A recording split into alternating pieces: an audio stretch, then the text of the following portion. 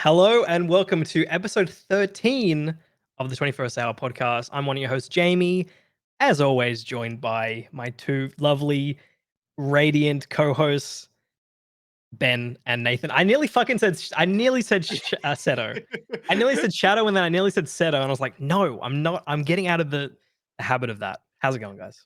Pretty Good. good. Good. That's good. That's good. Let me ask quickly. Did you say it's a 21st hour podcast? This is 71st. I thought you said 21st. I heard 70, or You heard maybe. I don't 70? know. Yeah, I Please could be tell wrong. me I didn't say Don't worry, we'll 21st. see you in post. We'll see you in post. It's fine. 21st hour podcast. We'll see you in post. It's fine. That just Find out later, ruins won't the we? joke. Everyone knows that every game only gets good at the After 71st hour. Exactly. I've been hosting a while, so I'm like fucking totally It has out of been it, a couple man. of weeks. It has been a And couple it's a of we weeks. also had a week off. What's up?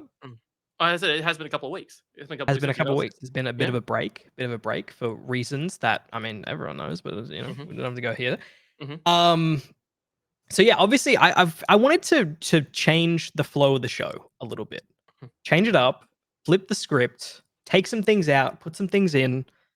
And I think we'll start off with the main topic of the show to start out. I think it'd be fun to do like each week, do like a different question or a different like thing that we can have some conversations about. So this week, I thought it'd be fun to talk about some of our favorite gaming memories.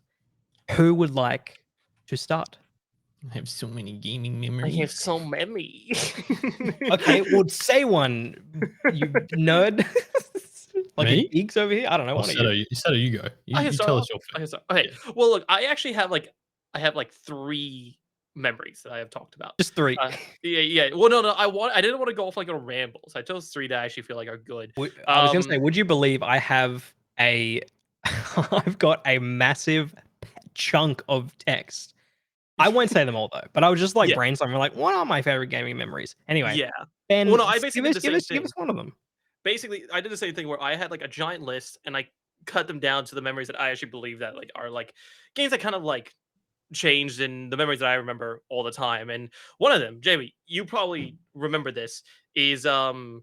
when we did the Petra's run of Last Wish.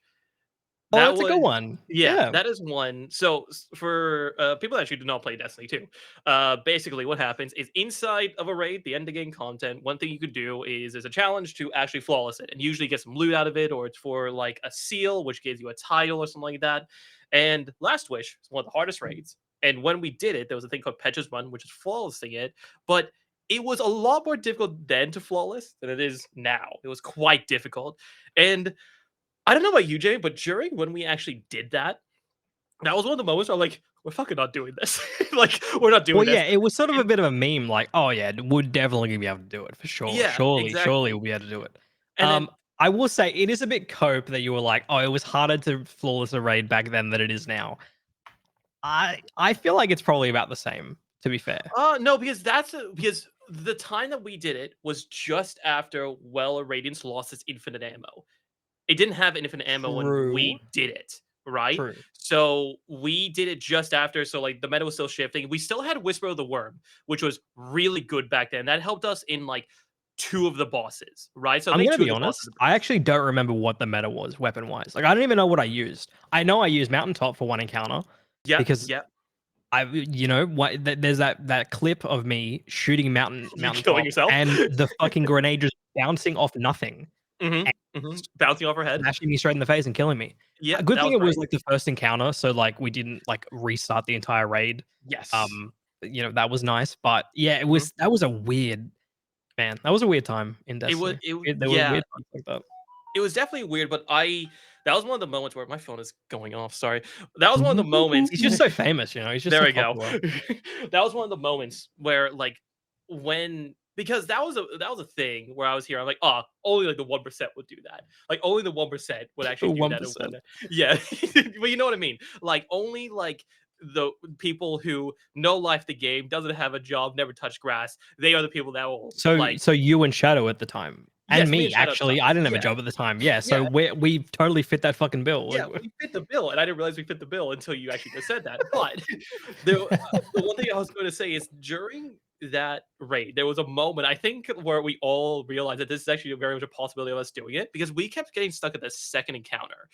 Yeah. And when we finally got past that, I think everyone at the same time just realized, "Oh shit, we could actually possibly do this," and then everyone All just right. shut Actually up. try. Actually Yeah, and try. everyone went through and actually tried, and we were able to get it done. And one thing I love about that memory, and this is the thing that always gets to me, is at the end of Last Wish, the final encounter, basically what you got to do is you take the heart of the main boss and you have to take it all the way to the end to basically entrap it.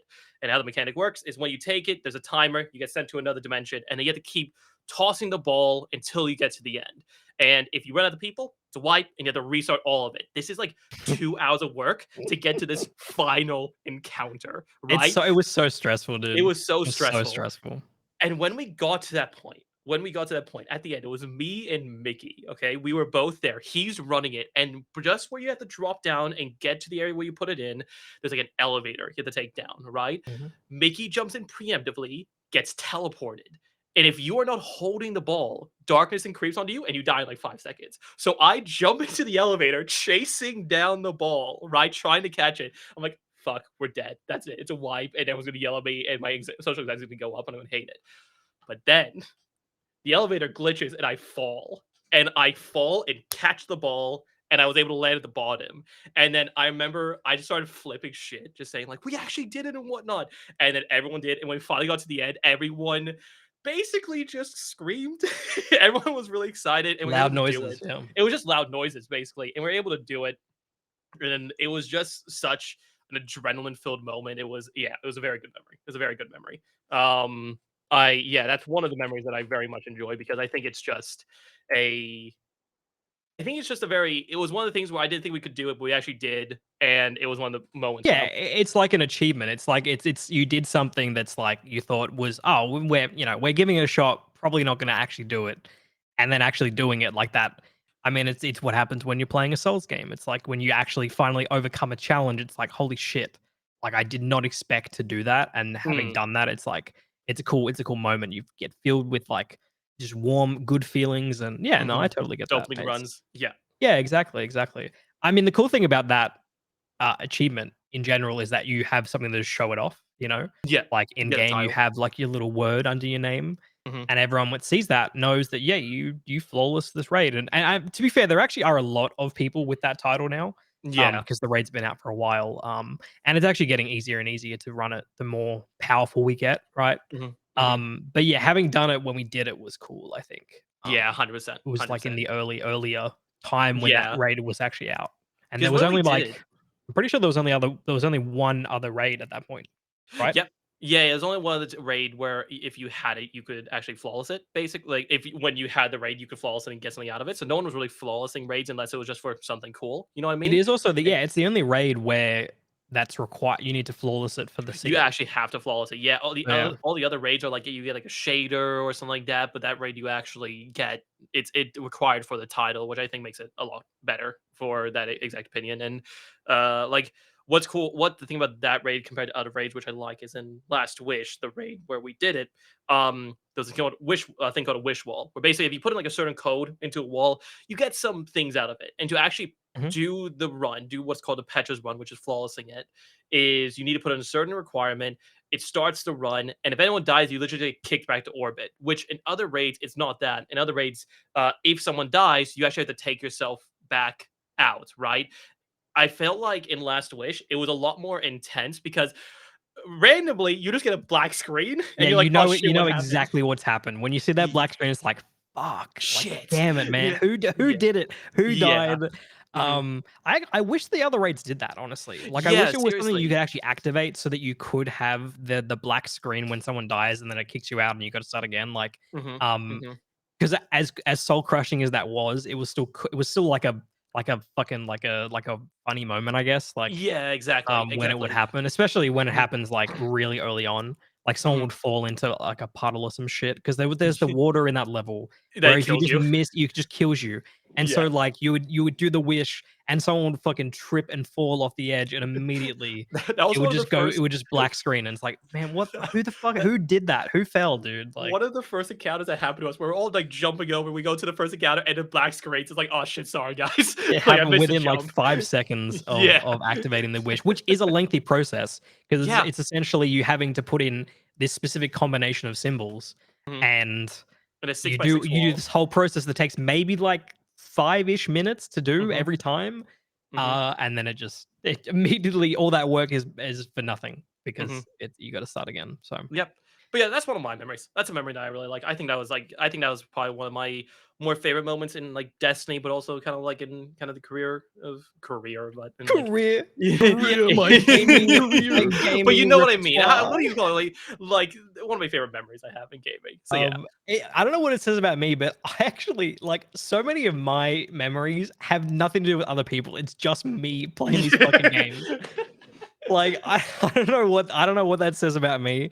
But one that I had for me is when I beat my first Souls game because that was a big moment. Oh. It was, Oh, and it's yeah. a similar to when when we beat last, which was I didn't even think of, did not even think of. But my first Souls game that I actually beat was Demon Souls on PS5. Um, and Ben, I know you haven't played Demon Souls yet, but the final boss is so dope. It's so cool. Mm. It's literally, I don't know if you've heard, but you basically take a 5-minute elevator ride up to his tower to fight him. Mhm. Mhm. And he's actually really easy. Like, that's the thing is, like, it felt good in the moment for me killing this, like, old king or whatever the fuck. This old man, This old beating man. up this Just old beat up an dude. old man. Um, but realistically, he was like super, super easy, by Soul standards these days. But like it's mainly the elevator ride up to his tower that's like so dope. Where it's like there's just the suspense of like at that point I didn't know who I was fighting. It's like I Mhm. know that I'm gearing up for like a moment, but I don't know what the moment is. And there's been I know there's other games that do the sort of like the slow build up to like a boss fight. Like I know like Metal Gear Solid 2 has like a 10-minute ladder that you fucking climb up to Mhm. get to some. I've never even played that Metal Gear game, but I know everyone talks about this fucking ladder that you climb up. And so you should look it up. It is just this long ass ladder that players had to climb up every time to get to something. I have no idea. Similar thing with this elevator. But the thing with the elevator is that the reason it was so long was because on PS3 it took so long to load the level, so it was literally just obscuring a loading screen. Um, but on PS5 it's still long because they're like it sort of adds to the ambience, even if it It adds is, to it. it Yeah. doesn't. Yeah. But the thing about the final boss that's so annoying is he has an attack that drains your soul level, your player level. Oh god. So it's like, and when you get grabbed by that attack, it's like that's now at that point that's thousands of XP going to waste. Is that permanent? Um, what's Or yes, that it's gone for good. It is gone for good. You have to if God.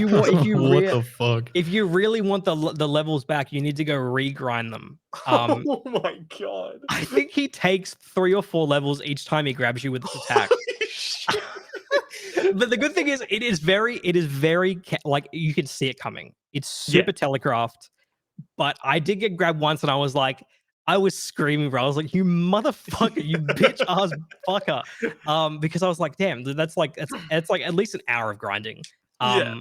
The good thing is at that point I was so over leveled that I was like, I'm just gonna keep going. It doesn't really matter that much at this point. Mhm. Because Demon Souls, fairly easy game, Mhm. in terms of like how Souls games are. But yeah, I think it was the elevator ride and the the level draining move that were just like, this dude fucking sucks, man.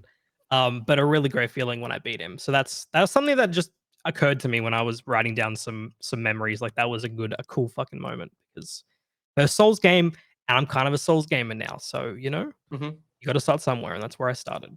That is true. Um, That's true.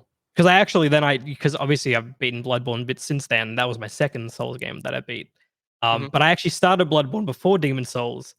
Then eventually I was like, you know what? No, no, no. I'm gonna play Demon Souls. It looks really pretty on PS5. I'm gonna beat that, and then go to Bloodborne. But Nathan, what are some of your memories? I What you got got in the one tank? good one written down. Also, I thought we were going to be a Destiny 2 free episode today, but Dude, I that was just did thinking, I not be was the like, case. man, Seto always has to find a way to put Destiny 2 in the video somehow. He's not even playing the game anymore. I don't And play he's it still anymore, talking yeah. about this game, man. He's still talking about him. It's just fucking Anyway, crazy. memory Um, time, NATO 62. What do you got? My big one, I've got a big one and then like a couple of small ones. The Mhm. big one for me is Halo 3 final mission. Mhm. Need I say more? Say more. Okay. Go on. Oh no, it was I agree, though. mostly. I know you said, Jamie, you didn't have one that was based around the boys, but this one is based around the boys. That one is like Halo 3 and just like rocking up at that after Johnson dies. Spoiler alert. He said it before that he dude. didn't even say spoiler alert first. He just said it. It's like Just now I'm said gonna say spoiler. spoiler alert so you can't get mad. Yeah, after Johnson dies, you get in the warthogs. And man, that whole scene and the music in that scene is just like it's next level. And honestly, it's like one of those memories that's just like fully ingrained in my head, Mhm. and you can never get over it. And doing Vidmaster on that level where to get recon armor, where like I think you have to do like all skulls or some skulls up to that point, Mhm. and instead of warthogs, you get ghosts for the end, and so like all Oh, four really? of you have to make it to the end with the ghosts, but like they always get fucking destroyed somehow because they're so weak. So much weaker. Yeah. No, that's Yeah, cool. yeah. That's a cool memory. I actually That's my never. main one anyway. Yeah. I was gonna say I never did Vidmaster. Never did it. I never. Wow. I was always. I was kind of a casual Halo fan. You know, like I played all of them up to that point. But playing Halo 3, I was like, at Halo 3, I was sort of like going more towards Call of Duty at around that time. Like I guess like 2008 was when I started playing COD, and so I didn't really get super invested in like doing the challenges. But I always regret that because like I kind of just miss games having those kind of achievements, where you have Vidmaster, you have like these things you can show off in game, Yeah. especially multiplayer games because it's all microtransactions now. Like if you want to show off how your character looks, you paid $20 for it. You Yep. didn't achieve anything. You just flipped out mum's wallet. That's that's the achievement is fucking stealing from your parents. That's Yeah. the challenge. Yeah. Yeah, I kind of miss those days where you said like I don't know that Vidmaster challenge took us like 10 hours to Mhm. do, and we could finally show off in online games that we were like the pro gamers that we thought we were. And then you then go like 0 and 20 in the multiplayer leaderboards. Shut up. That's a Uh, little accurate. Ben, have you got another memory? Yes, Keep it going. I do. So this was actually this was a long span one. So this one is Mhm. not just like one memory. This is literally over a year of playing a certain game, right? I'm not kidding you. Like, so back when BO3 was out, Black Ops 3, okay? This was literally around the time where I met Jack, who's like probably one of my longest term friends that I've have. And basically the reason why this kind of span of time is kind of like one of my core memories of playing games and hanging out is because this is around the time where like it's kind of I was it was the when you have a moment where you kind of like you kind of work out who you are and you kind of grow up basically. It's kind of that moment where you work out what you want to do and stuff like So this that. is where you decided you were going to join the army because you were playing Black Ops 3. Is that where Exactly. you No. were- But around this time when I was playing this game, it was literally that time where I was playing it. And not to say that this game didn't help. This was the game that actually I probably enjoyed the most. This is the game where I basically did everything. I got Dark Matter Camo, which is getting gold on every single gun in the game. Mhm. I prestige mastered in multiplayer, I prestige master in zombies, and I mainly played zombies at that time. Um, but the core memory that I have out of all this is I actually did all of the Easter eggs in zombies and all the zombie maps. So each of the zombie maps have like, their own Easter eggs, some being really easy, some being really, really hard, right? And one Easter egg that always sticks out is their Eisendrach. That's what it's called. Basically, if you don't know, in COD Zombies, at the end of BO1, I'm pretty sure, on the moon map, at the end of it, there's a big thing where you sent missiles to blow up the Earth. Basically, entire story around it, but yeah, you send missiles to blow up the Earth. And in the Eisendrach, I didn't know this was going to be a thing because I went completely blind doing the Easter egg. But at the end, you actually, basically through time travel and bullshit, you go back and you shoot missiles at the moon instead to blow up the moon, which in that moment, it's like 2 a.m. in the morning. I'm sitting there and I'm doing this. I'm in a call with other people, and my friends remember clearly me saying, what the fuck?" As I see missiles flying towards the moon until eventually I see the moon explode. It's kind of the same thing where it's the atmosphere. There's someone screaming at you because they are on the moon about to die, basically, and the music playing as you're Pog. doing. And there's this music that is playing as it is this very intense moment as you are in this certain timeline, just dooming this timeline to basically save your own. That's basically what the whole point of this is you're dooming this one to save your own timeline.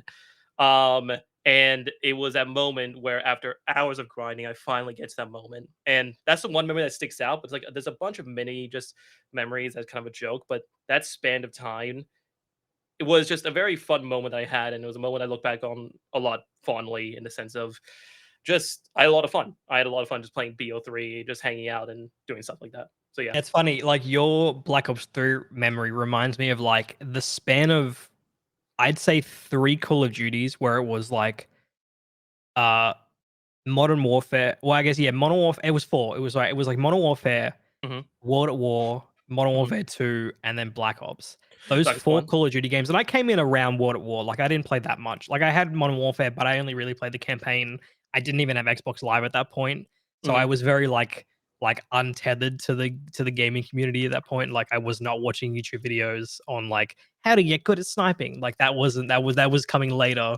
Um, and yeah, that span of those years of like everyone hopping on Xbox Live and you just seeing like you'd get home from school and you'd slowly see everyone hop online Yeah. and see what Mhm. everyone was playing like Modern Warfare 2. Like it was Yeah. Mhm. crazy. It's like I don't even think I guess now kids are having that with like Fortnite, I guess, but Yeah. like for us it was like Modern Warfare 2 was the game where Mhm. everyone and there was always that one kid that was like, "Nah, dude, fuck that. Modern War's so much better. I like zombies better than playing Mhm. Spec Ops." And you Mhm. know what? They were kind of right, but but Based. we were playing the new shit, the new stuff, you Yep. know. No, I understand that. Yeah, I had that. So except for having it in like Modern Warfare, World at War, and those, I actually had mine in. Mine started in Black Ops 2. Actually, sorry, Black Ops 1, right? And then it kicked off huge in BO2, but then like the point I remember the most is BO3, right? And I think everyone has sort of a COD phase. I think everyone has a phase where they play. Well, I don't know about now because COD games are not that good now, but I think in our Especially thing, now, especially bro, especially now. everyone is dipping off Warzone 2. Holy Yeah. bro, But I that is a sinking ship at the moment.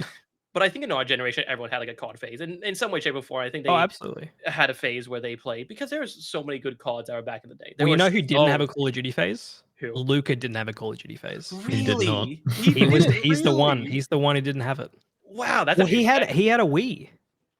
They had Call oh of Duty on the they Wii, dude. I did don't know have what Well, you're they talking could. about. I mean, technically, but shit, he wasn't playing. He was playing online. That's for sure. They had the motion Playing in those control. Wii lobbies, Yeah, the Wii lobbies, dude. Those Black Ops Wii lobbies popped off, man. Let's go.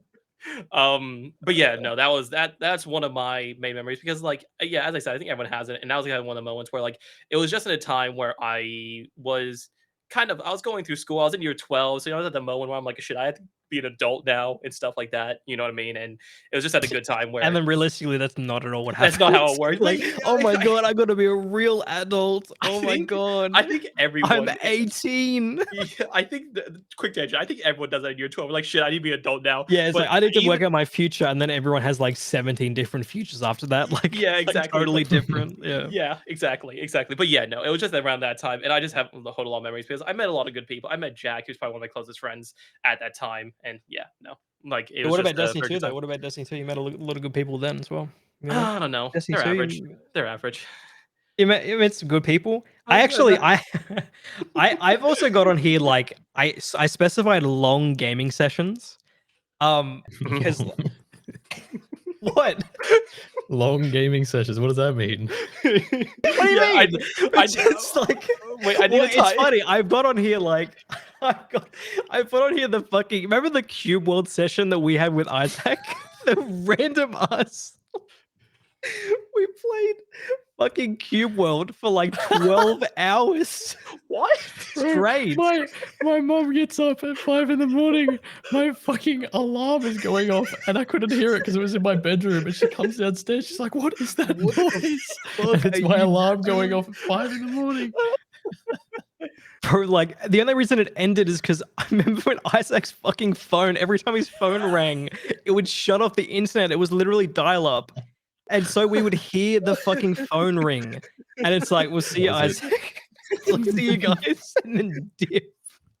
No, Oh my god. Yeah, I don't know why. We were just playing Cube World. We just started playing it and then we just didn't stop until the sun was rising. And it was like, I don't know why we're even here at this point. We're not even doing anything substantial. Did we ever play it again after that? Was it the only time we played? I feel like we played a decent amount of Cube World. I feel like that might have been one of the last times we did it because I think we burnt ourselves out.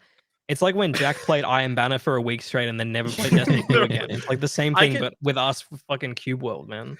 Yeah, I understand that. Like, long gaming sessions are a very big integral part. Like, I think everyone has a gaming session which goes on for way too long, but it's like a very important one, right? I think like even we've had gaming sessions like that where they just gone on for way much longer than they. Well, it's crazy. Like my longest gaming session was like Ghost of Tsushima. Like, Really? because I did a 24-hour stream because Ghost it ended up arriving on my stream anniversary. I think it would have been like my third, my 3-year stream anniversary, and I was doing a 24-hour stream, and I just ended up playing Ghost of Tsushima for 24 hours straight.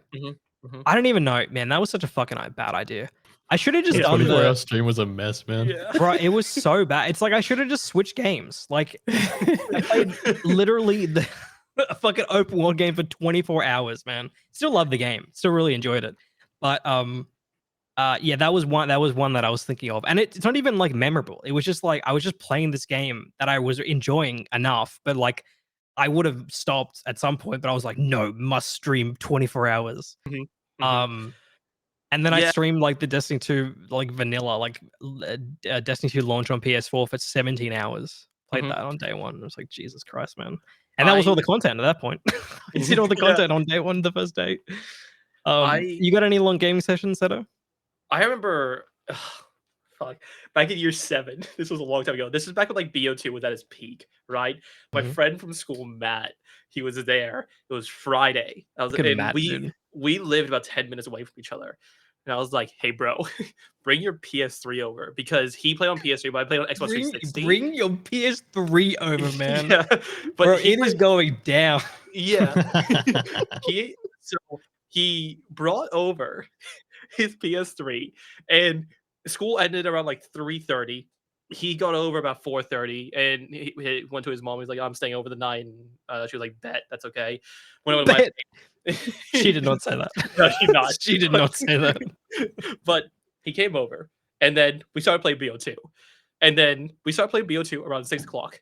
We didn't finish till 9 a.m. the next day. Not kidding you. We went for that long, just straight during the night. And I remember specifically the same thing as Nathan said. My mom woke up, and she's like, what time did you guys wake up? And we both look at her, dead shot eyes. Yeah, I was gonna say your eyes are fucking red as shit. And we're like, sleep? And we what is sleep? What is sleep? And we did that. And then like the thing is that Matt's mom was like, it was like really strict about doing schoolwork and stuff like that. She was like really, really strict on that. And Matt was like, oh shit, like if she knew that like I stayed up all night, she's gonna get really annoyed at me. And basically, my mom drove Matt home. Like, how'd they go? It's like, oh yeah, don't worry. They went to sleep like 10 o'clock. Like they stayed up a little bit late. My mom just basically lied to her mom, just saying that, oh yeah, he went to sleep early that night. Don't worry, not telling her that we stayed up all night playing BO2. What a real one. Yeah. But yeah, no, it was like, that's probably one of the longest gaming sessions that I've had. Wait, there's no way you were in grade 7 when Black Ops 2 came out, right? Yeah, I was. I remember, I'm 23. How old was I when Black Ops 2 came? 2012. I was 15. Yeah. I was in grade 10. Yeah, great. Oh my god, you were in grade 7. I was in grade 7. Holy shit, you're a baby. Yes, I'm a baby. God. Are you born in the year 2000? Yes, I am. Oh my god! You guys know this. I know, but it's just like hitting me that you were fucking in grade 7 playing Black Ops 2, man. Yes. The people don't exist. Bro, you're only going to be 25 when the year that Black Ops 2 set. I mean, I'm going to be 28, but it's still crazy to me that it was like, 2025 near future warfare. You're going to be fucking 25. Like, it's nothing. Jesus Christ. We're pushing 30, man. I'm wrong. Yeah. Bro, where's the drone? Remember in Black Ops 2 with the tanks that had legs? And they were like, this is what the future of tank warfare is. The leg tanks. Mm-hmm. What? I remember. I got the drones right though. I remember BO2. They had like the highest kill streak with the drone swarm, which is like just a bunch of A bunch of swarms. hunter killers. Yeah, Oh my and god, then bro. That was so fucking annoying. that was the pinnacle of what they had for score streaks. The second highest one, just a The bunch of dogs. dogs. The dogs are way better. Yeah, I mean, yeah. but the thing with the hunter killers is all you had to do is just go inside. And Yeah, they wouldn't do exactly. anything. Yeah, But the dogs, you can't hide from the doggies, you know? No, you could kill the dogs, which yeah. But the dogs, the thing about the dogs I remember is that they would zigzag. Like they wouldn't run directly at you. They No, would dude, they zigzag. wouldn't just zigzag. They would fucking teleport to you. Bro, there's some clips of these dogs teleporting across the room and just insta killing people. It's fucking Yeah. crazy, man. Yeah, Dude, Call of Duty score streaks as well haven't been the same since. You know? No, I think That was a great Call of Duty. I think BO2 probably was the last time where the score streaks are actually good. Maybe BO3, right? But BO2, I think I the didn't play last Black time Ops 3 enough. Yeah, I don't know. I I don't think even BO remember. I couldn't even tell you a single map name from Black Ops 3, except for the ones that were remastered from like other Yeah. Call of Duties. I remember them. I just don't remember like the names of What the were BO2. the score streaks in Black Ops 3? Fantastic. Is that the one where they had? Did they have all the like the ultimates in Black Ops 3? No, that was Advanced Warfare. Or Black Ops 4 had that? Because you could get like I the don't- golden gun that wasn't a golden gun. You know, it was like the dude, chick with the pistol, and she'd go. Oh, that yeah. You mean like It was just a golden characters? gun. Yeah, they had They had characters with like ultimates, and yeah, man. They were um, trying some shit. Call Let of 'em Duty's cook. really been trying. They've been trying some stuff, and then they realized, hey, let's just go back to what we did before. Yeah. But reboot Modern Warfare. Fuck it, let's go again. No, I do remember. Yeah, BO2 has some like really rememberable score streaks though. Like BO2 has some really interesting ones. Rememberable. But yeah, like This man's brain rotted from Black Ops 3 sessions. um, Yeah, no, yeah. I really liked what was really good in. I mean, I only really remember the dogs, and wasn't there a Harrier in Black Ops 2? the Was there? VTOL. The VTOL, yeah. Mhm. Oh, the VTOL was one you control. I guess there wasn't one that was like the Harrier where you just kind of set it off and it just Oh did no, its the own thing. stealth chopper was a thing. Oh, the stealth. Yeah, it wasn't the same though. Although Yeah. I think I went stealth chopper, Blackbird, dogs. Yeah, like that's. That I was think my one of loadout the biggest all ones the that time. people always use was UAV, counter UAV, orbital VSAT. That was the three I always saw people because you could Yeah, chain when people them were off going for each other. nuclears, they'd do that. They I would chain them actually, off. crazy thing, Black Ops 2, I got a nuclear in free for all. Really? There you How do you know go. in free for all? That There was you how go. I got my nuke in That's free how for I got all. my nuclear. And it even gave you a special emblem, a special Mhm. title, like that you could rep, and everyone knew, like, hey, this motherfucker did 30-0 in free for Yeah, all. this guy's got no life. This guy's on. I really was no life in Black Ops 2, man. Yeah. I got You Prestige took Master. days off school, didn't Okay, you? well, we don't have to talk about the fact that I took a week off school. I actually was sick though, but You for the took a first 2 days, week? and I was like, well, I might as well just keep it going. Like, who fucking I cares? might as I was well keep going. What grade was it? Grade 10? Yeah, it was grade 10. Yeah. I mean, it worked out okay in the end. Yeah. But I legitimately was sick at the beginning, like for real. On God. I could just say that I wasn't. I could just fucking be like, nah, you know what? I actually fucking just took the whole week off. But I actually was sick, and then I was like, I can keep stringing this along. I can keep this going. On God. And my mom knew. She knew I wasn't actually sick. She knew by fucking Thursday and Friday. Man, come on. 100 hours deep into Black Ops. I was Prestige 2 in week 1. What? Jesus. I was like Jesus one of the top Christ. in the world, bro. I played so much. Dude, I was literally on the leaderboards like top 100 in the first week. What the fuck? I was Dude. playing. It wasn't skill. It was literally just pure hours. It was just pure hours. Just in Black Ops grinding. 2. Oh, Yeah, that's man. fantastic. I got deep in that shit. And then it's funny because it took me a while to get to Prestige Master. Like I got to Prestige like I was probably Prestige 4 in the first month. And then I kind of like tape it off because I was like, nah, I gotta play other games, Yeah. But yeah, dude, I Black Ops 2, I actually have that on here. I went to the midnight launch of Black Ops 2. Really? I did, yeah. Well, not like it was just at a fucking EB Games with like 2 other people. Like but yeah, midnight launches were fun. I kind of miss those.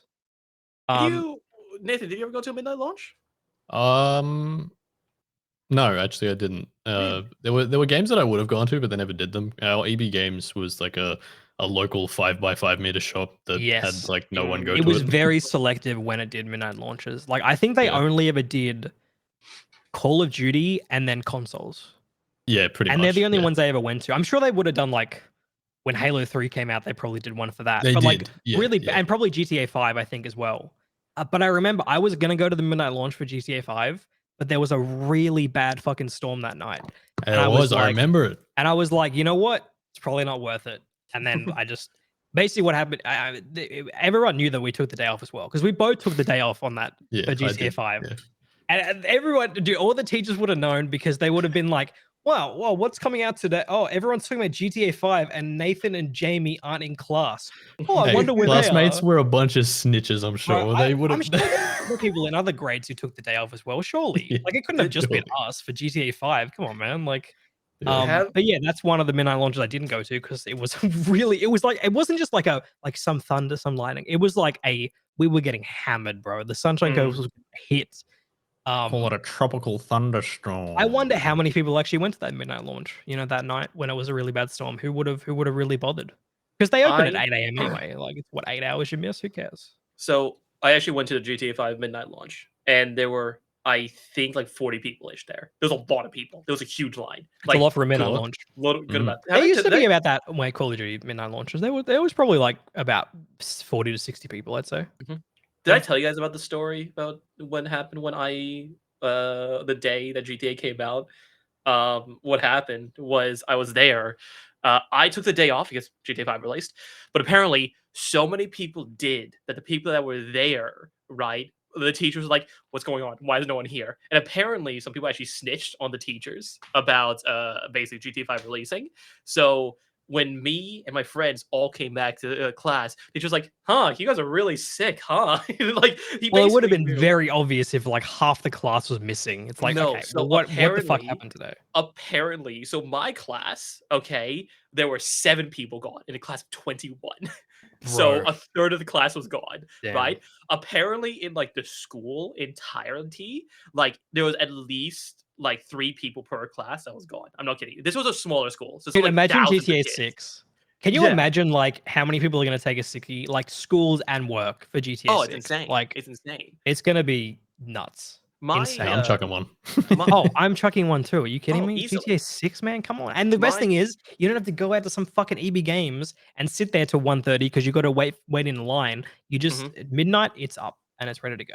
My brother That's had the a good story. thing about there's no midnight launches these days. You don't have to wait.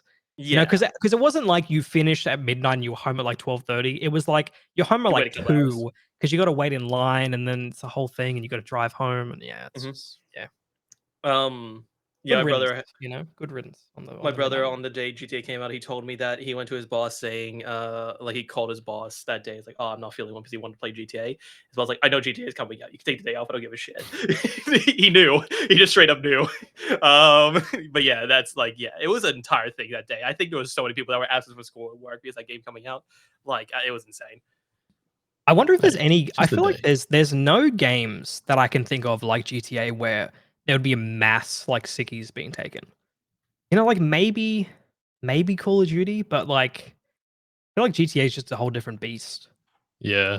No, I think Call of Duty definitely, but GTA to a much bigger extent. You think people take a would lot of say. days off for Zelda Breath of the Wild? Do you think people took days off for that? Yeah, I reckon. I think I think it's gonna be a good amount. I don't think it's gonna be like as much, but I think it's gonna be a good amount of people that take Tears the of the day off. Kingdom, I think there'll be quite a few people taking the day Oh, off. 100. Yeah, probably. Like I don't think Like- I will, but I think there'll be a lot of like diehard Zeldites. I don't know what they're called. Zeldites, yeah. What do they call themselves? Legendies? Legendies. Oh, Legendies nuts. Do we have any more? Fucking memories? Any memories? Any Uh, minis? Me.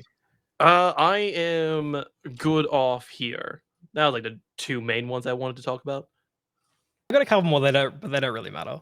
Like I was gonna say, like my first night in Minecraft, dude. Remember playing Minecraft, getting the dirt house, and that's Yeah, everyone's got that memory though. Everyone's That's got like, that memory. like a core, like specific, very, very, Yeah. very specific, like personal memory. Everyone's done that. My Mhm. other one was. I mean, I feel like I've told this a million times, but like when I got to the second level in Halo Combat Evolved, and like because the first level was like very like traditional shooter. Even at that point, I didn't know what a traditional shooter was, right? Because it was my first video game.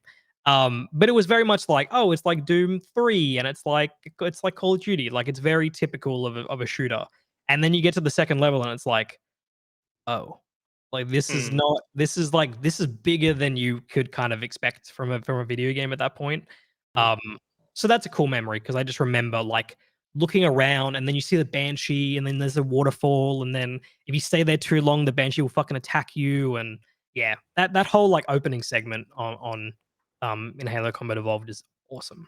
Still really Yeah, silent cartographer for me is next level. Is yeah. that same level or is that a different No, level? that's later on, but it's sort of Yeah. like the other openish level. That's funny going back and playing it now because it's like, oh, like this is just like like like sort of like a track with 3 sort of outposts that you need to go to, and that's it. Like it's so basic now, but like at the time it was like, holy shit, bro! Like this is so open, it's so like vivid, it's crazy, man. It's just nothing there. It's just like, yeah, it's totally blank. Like it's basically like grayscale, like just barely done. Yeah, I don't know. Yeah. I got funny how so games lost the evolve first that time I way. played it too. I had no idea where the fuck I was going. It was It's there- really and- easy to get lost, even though it's like, just like you sort of just move along the same beach, right? And then you kind of go up and then down and then you go back. And, yeah, I don't know. Yeah, there were no mission markers though. They're just No, like, no, "Yeah, there wasn't. have fun." Well, there were in some missions though, where Yeah. you could get the marker. But that mission, Yeah. they're just like, nah, you know what? Figure it out, which I appreciate. You know. I was gonna say one thing I was gonna say. This is Final one thoughts? optional one that I had. This is Optional one of the memory. I was Sometimes gonna you bring remember it, other times you don't. I was gonna bring it up. I think this one. No. I think this is one I think that like Go ahead. everyone. It's just funny. say it, This just was say in it. when we were playing it. When Dying Light. This is one of the funniest memories I have. Oh in Yeah. when we were there, we did the mission and we basically rerouted fuel. gasoline to this base. And it was like, watch this from a distance. We all saw the building. It was just like small little Looking smoke, at the small little fence, fire. it was just the fence was like on fire, and we were like, That's it. Is that But it? "Oh, that's what I all? love, Okay." what I love, it was like that's it, and then it was like a second or two of silence, and then just a massive explosion. It was just such good We timing. all fucking jumped, bro. Yeah, We it all was jumped so at that, funny. It and was then so just funny. laughing Yeah, as it that comes was- up saying like survivor points minus 6,000 or Yeah. whatever. I don't even know what they even. What were the survivor points? Was that like your That- XP or some shit? I don't That's your even XP. remember. That's your XP. Yeah. Yeah. That was your XP. But yeah, no, that's one of the funniest memories that I have. I think that is such a funny memory for how perfect the timing is. Just be like, well, this is just so anticlimactic, and then just it's nothing, Yeah. and then just an explosion. It's It's just just so this funny. massive explosion. It's See, that's great. why I think we should play Dead Island 2 this weekend. Because then we might get another core memory from Dead Island 2. You know, who knows? We're all gonna buy Dead Island 2. That's Oh, what what? we It's wanna only do. what, $75, $80, $95? How much is Yeah, it? bro.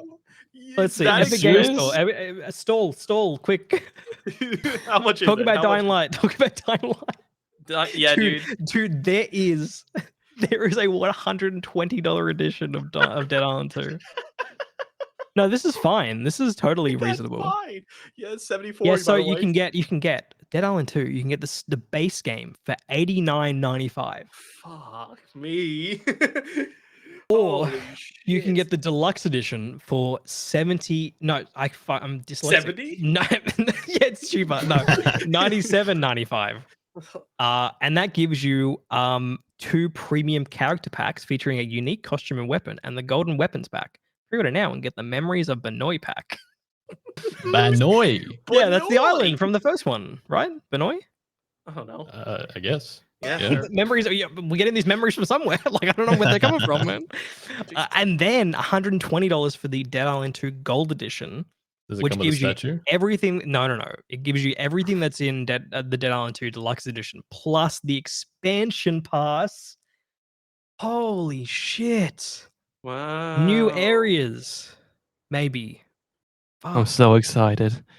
Just very exciting times for the Dead Island 2 community. They're super stoked for it. I like how Dead Island 2 is, but it's like for all, like it seems fine, but we're just actively shitting on it because it's just become a meme at this point.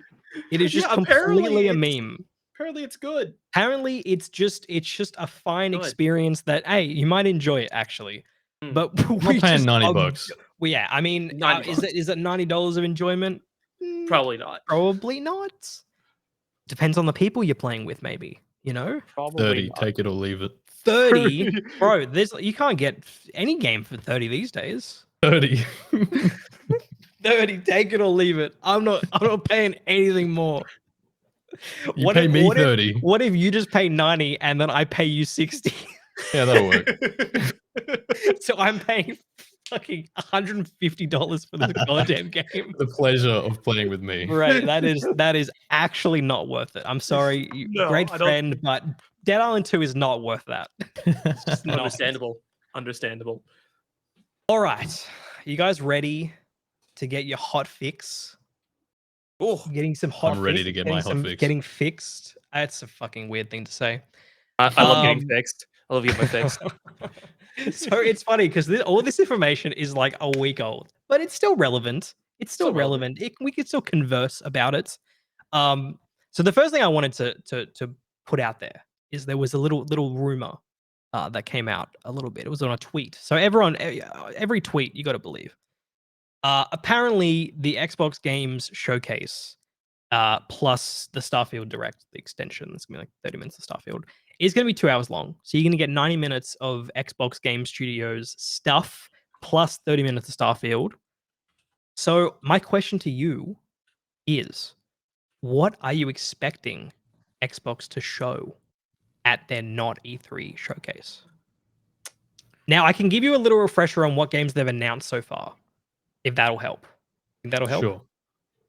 So they've announced so far. They've announced Avowed, which is made by Obsidian and is set in the Pillars of Eternity world.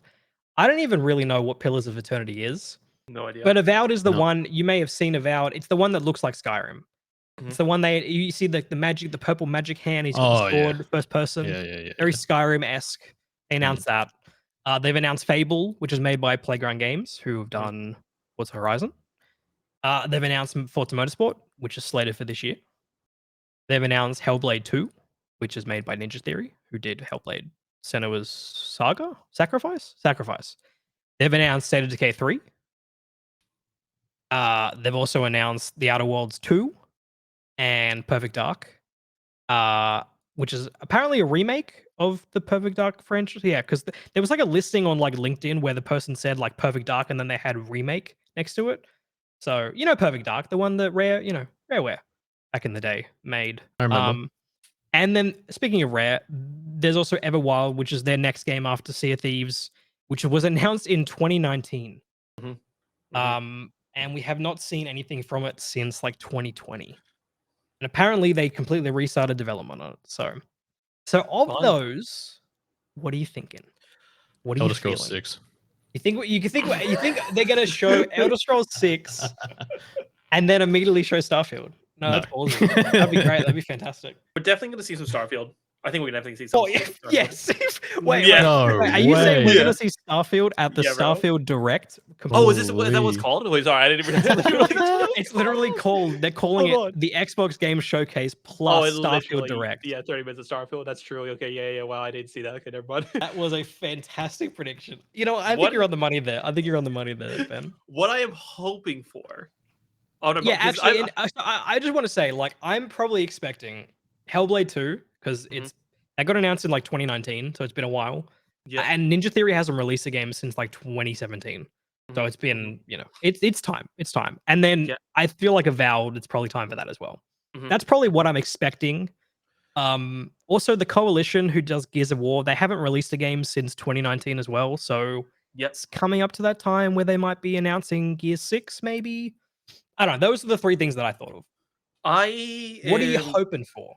Well, I definitely think Devout, by the way. I also think that.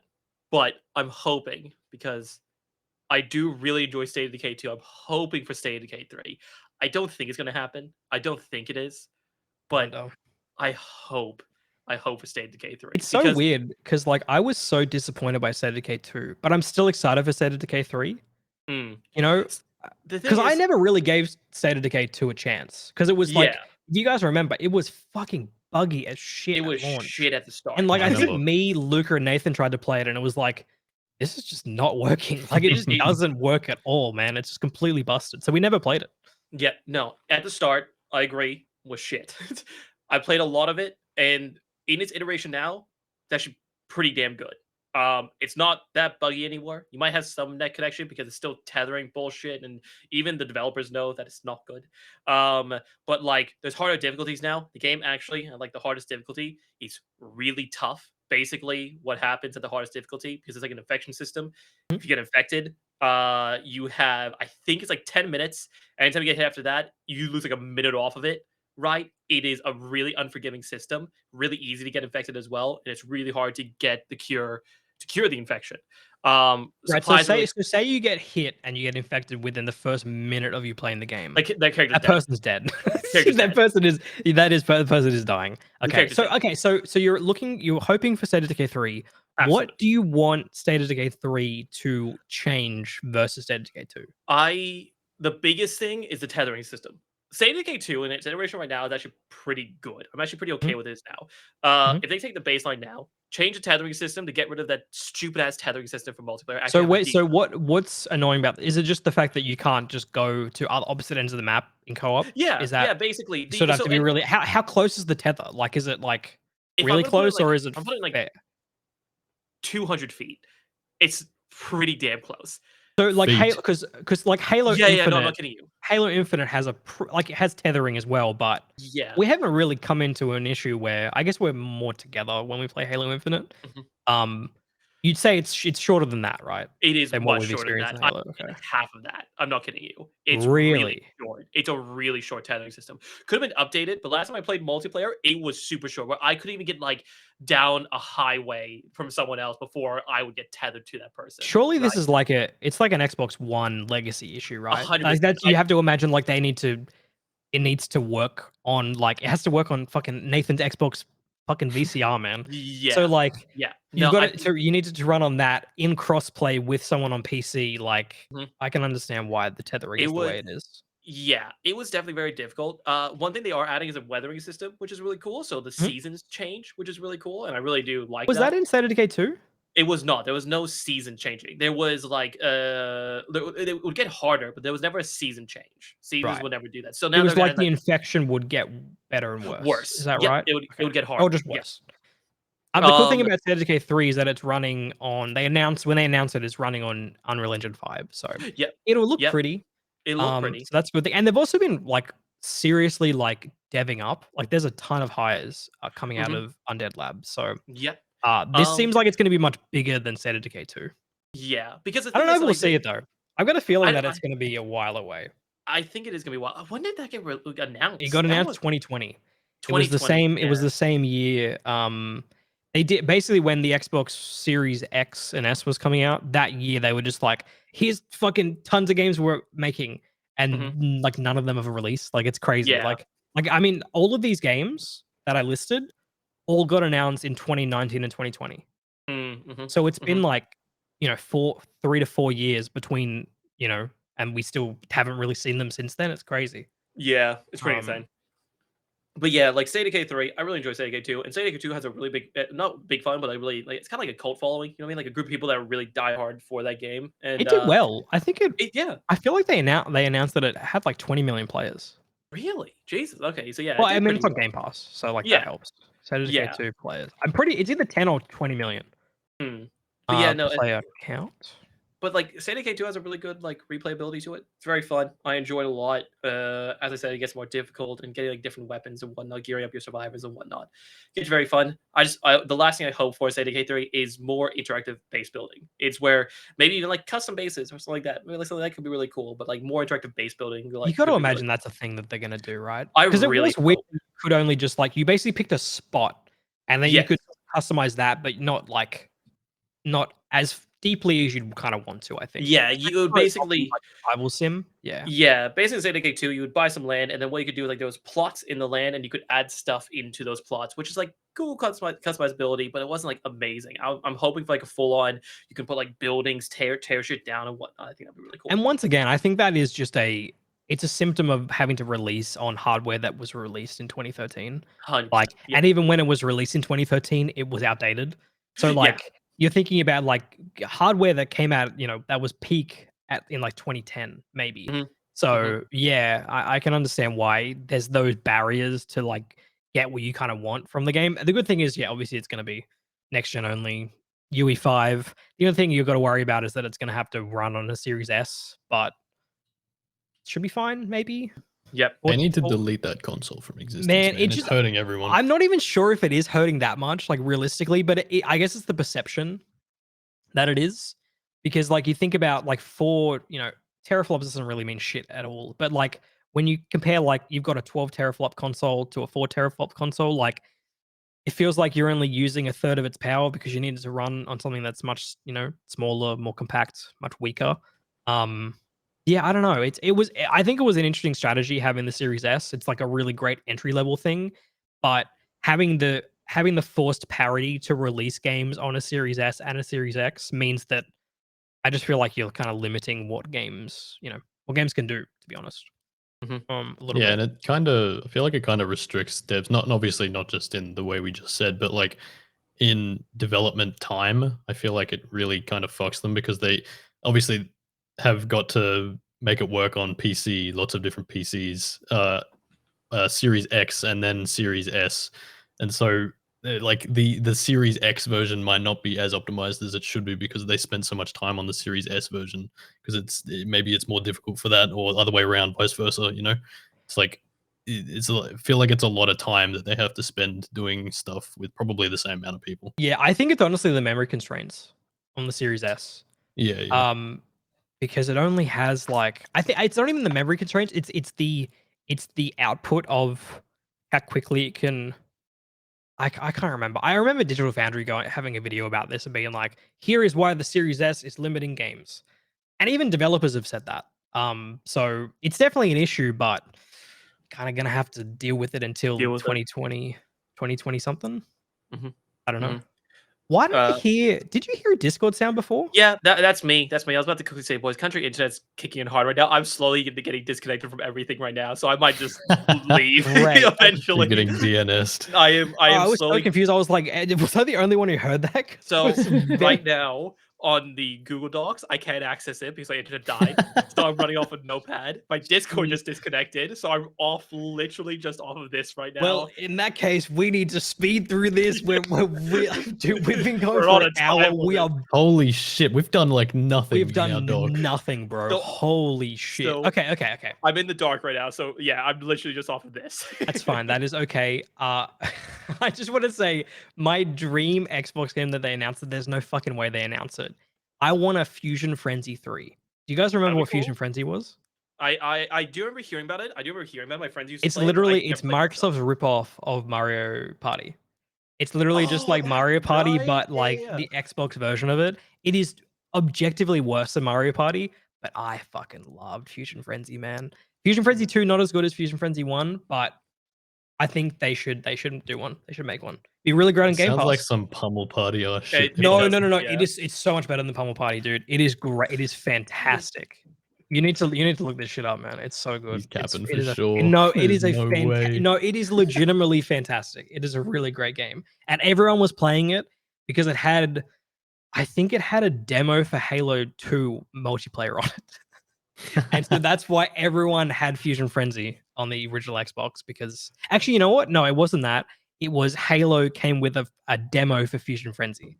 And so everyone just kind of was like, "Oh, what the fuck is this?" And they played it and they're like, "Oh shit, this is actually really fucking addictive and really fun." No, it's really great. It was actually legitimately a good game. And I would really love to see it come back, especially with Game Pass and being online. Like that would be awesome. Mhm. But yeah, that would be my dream game. Do we want to quickly say? Do you have any? I mean, I guess Seto, you've sort of said what you really want. Steady K, yep. Nathan, is there anything you really want? Just quickly.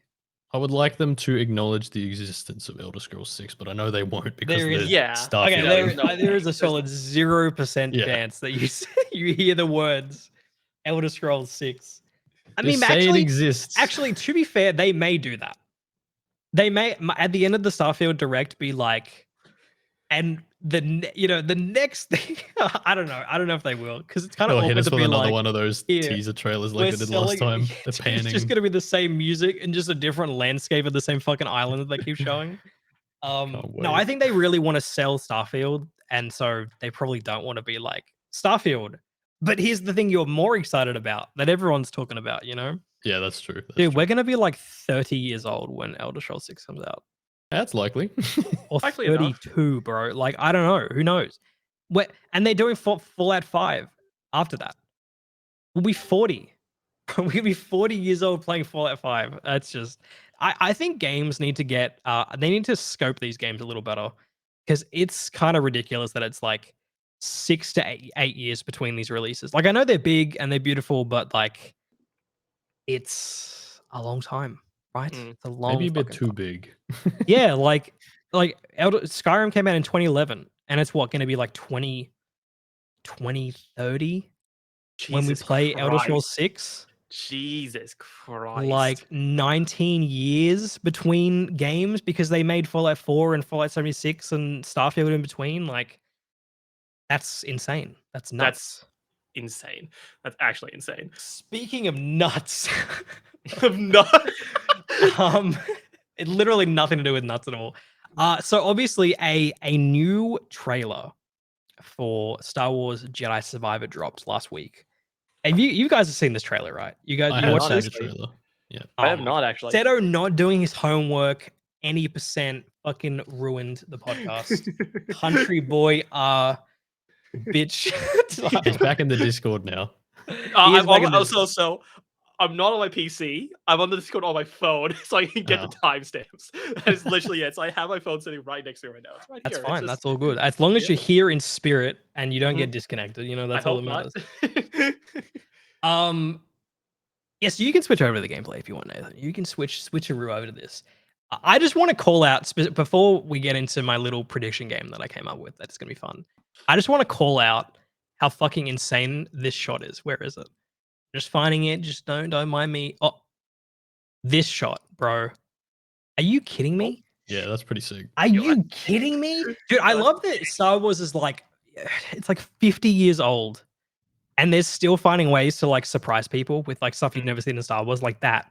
Like force pushing a stormtrooper into a TIE fighter is like the coolest shit ever.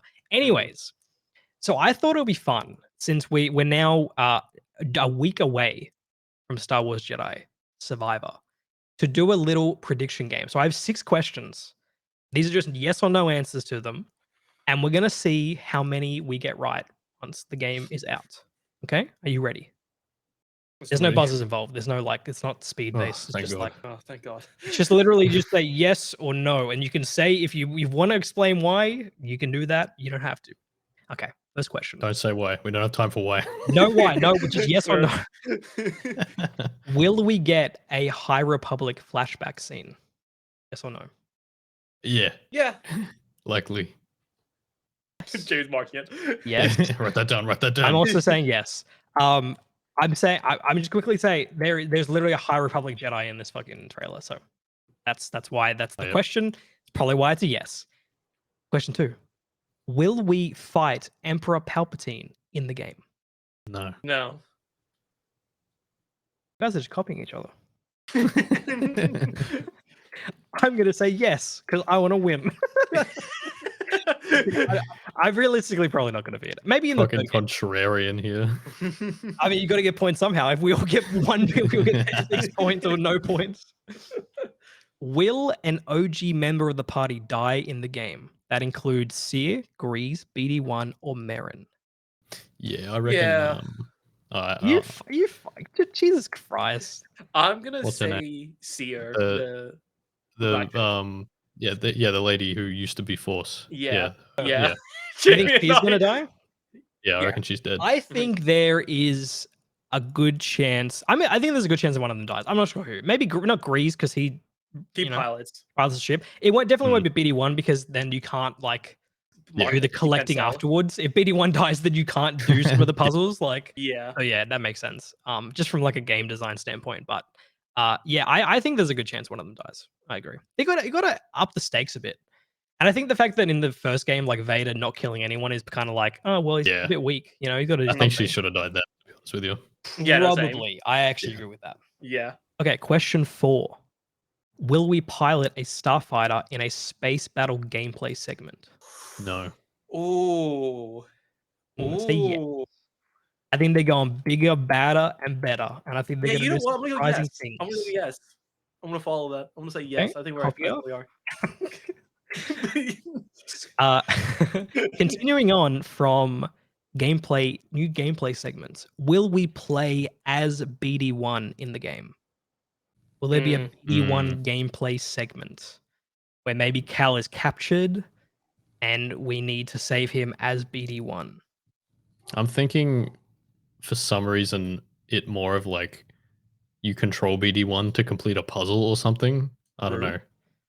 So the way I'm picturing it, to give more context, is it is literally like a third person perspective of BD1 and you control him with your thumbsticks or yeah, that's what I'm imagining. Yeah. I don't think they're gonna do that. I don't think they're gonna do it. No. I'm gonna say yes. I think there's a good chance they do it. I don't know why. I just feel like they're gonna do some fun stuff that they couldn't do before because of like maybe not budget, but like scope. Where this time like EA's been like, hey, just fucking do whatever, man. You fucking nailed the first game. Go again, you know? Anyway, final question. Will Obi-Wan Kenobi be a companion in the game? Now, I'm not saying like a permanent addition, but maybe will Obi-Wan Kenobi be in the game at all? We did see Inquisitors. And not how he was in the first game, where he was just the like his message to the Jedi saying, "Don't come back to the temple," because that is in. If you don't remember, that's in the game. You do see him, so that doesn't count. He has to be in physical form, not a hologram message. Obi-Wan Kenobi. Did you find Inquisitors? No. In physical form, I don't think we'll see him in physical form. No. Yeah, I'm going full hype mode. I think we fucking see him, man. I think we see this man. I think we see it's fucking Ewan McGregor playing Obi-Wan Kenobi in Star Wars Jedi Survivor. I think they're going all in because I think, dude, no, it's not Cope, dude. Because I think Cal Kestis is going to end up being in live action in a Disney Plus TV series at some point, like showing up somewhere. Like maybe I can see that. Probably not Ahsoka because Ahsoka's like. I mean, it may be like a season 2 of Obi-Wan. I don't know. Like Obi-Wan season 2, yeah. Yeah, I think there's a good chance that because they've got the actor, like, and he looks like Cal. Like, I think there's a reason why they did that. And I think it's So I think there's a good chance they'll do that cross kind of promotion thing, and Obi-Wan will be in. See that? I'm not gonna say there's a good chance, but I feel it. I feel it in the Force. You know. You feel okay. Yeah. Anyways, we will move on. I've got those answers locked in. They're locked. The vault is sealed.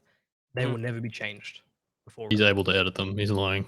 I will even put the answers in the doc, which can be changed. But we will see it. Away edit access. We will see it. So there we go. I've put them in the doc. There it is. I feel like we need to book it because we are. This is the longest. This is gonna end up being a 3-hour goddamn. Yeah, we're not even halfway through this shit yet. That's okay, dude. You know, we took a week off. It's fine. Now, okay. Here's the thing. We'll do this if you've watched this gameplay. Have you watched the gameplay for Final Fantasy 16? I skipped through bits of it, but yes, I got the gist. Same. You've seen some of it. So I'm guessing the answer to me saying, did this sell you on the game is a no. Is a no. That is a no. It is a no. You guys are fucking... Dude, I'm telling you, man, this game is going to be Game of the Year. I'm actually calling it fucking right. No, I'm not even joking. This will be Game of the Year. This is beating Tears of the Kingdom and being Game of the Year this year. I guarantee I can fucking book it, stamp it, clip it out, ship it, put it in a vault. What are we betting? I'll bet you $100. Right now, I'll do it right now. I'm not betting money. No, make it more fun. Make it like I've got to stream a game for like an. No, do like I've got to stream a game for like 5 hours or some shit. I don't know, something fun. Okay, finish getting over it. Yeah, I was gonna say finish getting over it. Do it. Finish getting no, something realistic. Come on, just stream something for 5 hours. Stream getting over for 5 hours. Stream getting over for 5 hours. Okay, and now what are you gonna stream for 5 hours? What do you want me to stream for 5 hours? Shit. What's worse? I want you. Do you own Goat Simulator? I could buy it if I lose. I don't think I'll lose, so yeah, I'll buy it.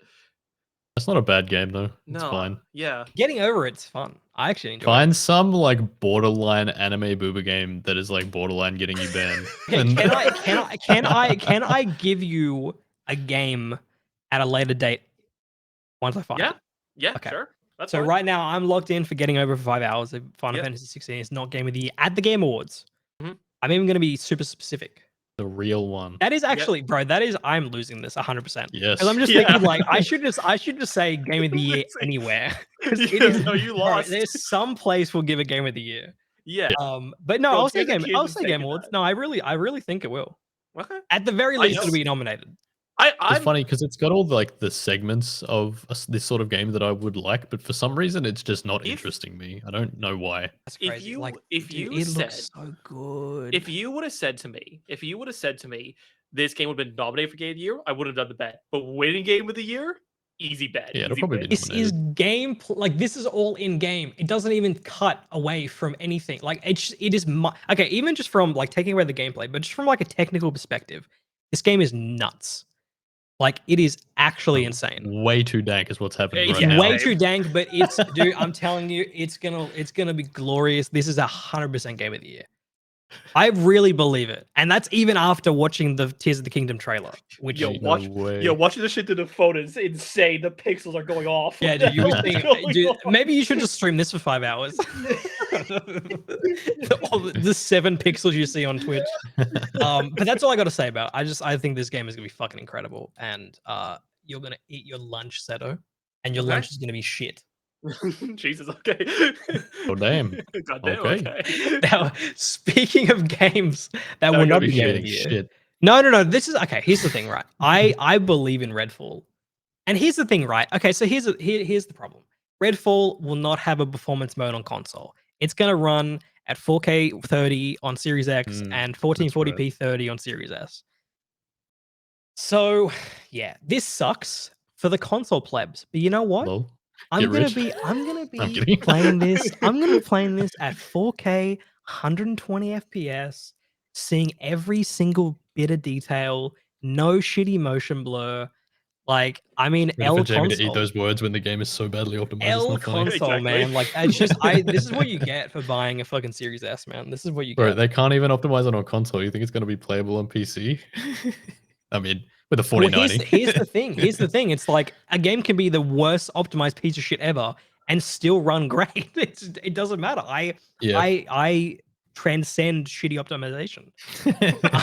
Sometimes. Yeah, sometimes that's true. So I will say that this obviously sucks. It sucks that a shooter on a next gen only shooter is running at 30 FPS on console. Yeah. That's kinda really lame. lame. I think they should For now. probably just for now. And they did say it is going to get a performance mode at some point, but you know, how long The is that game gonna will be? probably be dead. Like, not Exactly. dead, Like but, you know, people will be really. it's a single player game. Like it's Yeah, yeah. single player, so it's co-op. Like it's gonna be, you know, no one's gonna really probably be playing it too much or would be willing to jump back in at that point. Like, so my question to you, totally separate from the 30 FPS conversation, is what are your hype levels for Redfall, considering we're like 2 weeks away Eh, or a week and a half away? 7, 6, 7. I'll Okay. give it a 6 out of 10. I'll give it a 6 Yeah. out of 10. A 6 Like, out of I'm 10 is not bad. I mean, yeah, I mean that's I'm I- 10 being tepid, I guess is fine. Like we Yeah. haven't really seen anything that necessarily has sold me super well. I You're know gonna play Luke it, is really right? excited for it because he likes arcane games. Yeah. I just think this is probably going to be a bad arcane game. Like I don't know. I just think from like a developer standpoint, it just doesn't really fit with their MO. You know, it just doesn't feel like this. Like doesn't feel like Prey. It doesn't feel like Dishonored. Doesn't feel like Deathloop. So I'm all for them doing different stuff, but it's not. Yeah, I'm probably around a 7 as well, where I'm not super keen for it. But I mean, I'll play it. I'm more Yeah. likely to play this than Yeah. Minecraft Legends, if that Yeah. if that's any Yeah, indication. we'll play this. We Yeah, know. I think so. We too. know this. Yeah, exactly. I think it'll be fun, and Only we'll see issue is how it 4 runs on a player. 1080 Ti. Yeah, only Ooh. issue is 4 player, so you know someone's not playing. Whoever's not online on that day. Hey, Seto. Yeah, I mean, okay. whoever's not on what is it, Tuesday, May 2nd? Oh well, Seto won't be here. Yeah, I have D&D. That's it. So Sorry. Well, does- so does So do the rest of them. Well, Lucas. so does Luca. So does Shadow. It's all right. Yeah. No, me and Nathan will play. We'll just Fuck play you the fucking guys. game then. That's what you get for fucking D&D nerds. L. Yeah, true. True. But I'd say 6, and it really does suck. I can't believe how much it blew up when this got announced. Like people were pissed, bro. I've Mm. never seen people more mad at anything from the Xbox side in a long time. It was I was crazy. about to say, yeah. Oh yeah, not anything. Yeah, worse than Yeah. 9/11 is what I'm saying. Is this was the 9/11 for Xbox. Big claims. Big claims, big claims. So I didn't add this to the doc. Oh. I don't know. I don't even know who did. It was probably Nathan. I imagine. Probably. No, it wasn't me. Seto, you added this? I Seto, can you explain what the fuck Escape from Tarkov Arena is? had no idea. I saw it. It was me. Yeah, I was Oh, gonna it say, was you. I wanted to jump with Nathan. Nathan said he didn't want to do it, so I was like, I want to join it. Bro, I was No one added it to the doc. Yeah. Yeah, look, it's like fucking 10 seconds of gameplay, but yeah. Are we Yeah. play this in like 2028? Like when is so this what- coming out? So what is this? Is it like a So it is PvP? Is a it like 5v5 multiplayer? session-based you- shooter. It's like Call of Duty, Yeah. but Yeah, you Tarkov. like pick a kit, you go in, and it's basically like a Call of Duty team versus team sort of mode, but like Tarkov obviously. So Did I just Could flip be that other cool. guy off? He did. yeah, I'm not sure if this is necessarily what I want from Tarkov. No, it's not. I think it'll be great for practice, but Yes. it's not what I want Yes, from Tarkov. But it's a standalone paid game.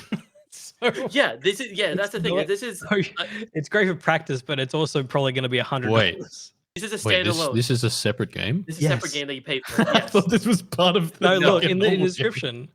Take a peek at a map, gameplay, and more in this teaser for Escape from Tarkov Arena, an upcoming standalone Oh session-based my multiplayer God, first-person I didn't shooter read that. coming to PC. Yeah, it is its own game. Mhm. Yeah, no, this is not good. Yeah, I know, This dude. won't- It's this so won't take off. strange. No, Yeah. No. If I it's just, same price, I it honestly won't. thought it was a mode as well, but I read the description. I was like, what the fuck? Like, Yeah. Yeah. Having this shit bro, be a your first standalone game's is still dumb. in beta. Like, Yeah. you know what it reminds me of? It reminds me of the Ark Survival Evolved devs. Yeah, Where they were just 100%. like, oh shit, our stuff's unfinished. Add more content, add more content. It's like just focus on the Mhm. stuff you've actually released, you know? Yeah. Yeah. Nah, Before it's insane. before you start making new stuff. And obviously it's a different team. People are still working on Escape from Tarkov, the base game, but it's just a weird use of resources, I think. yeah.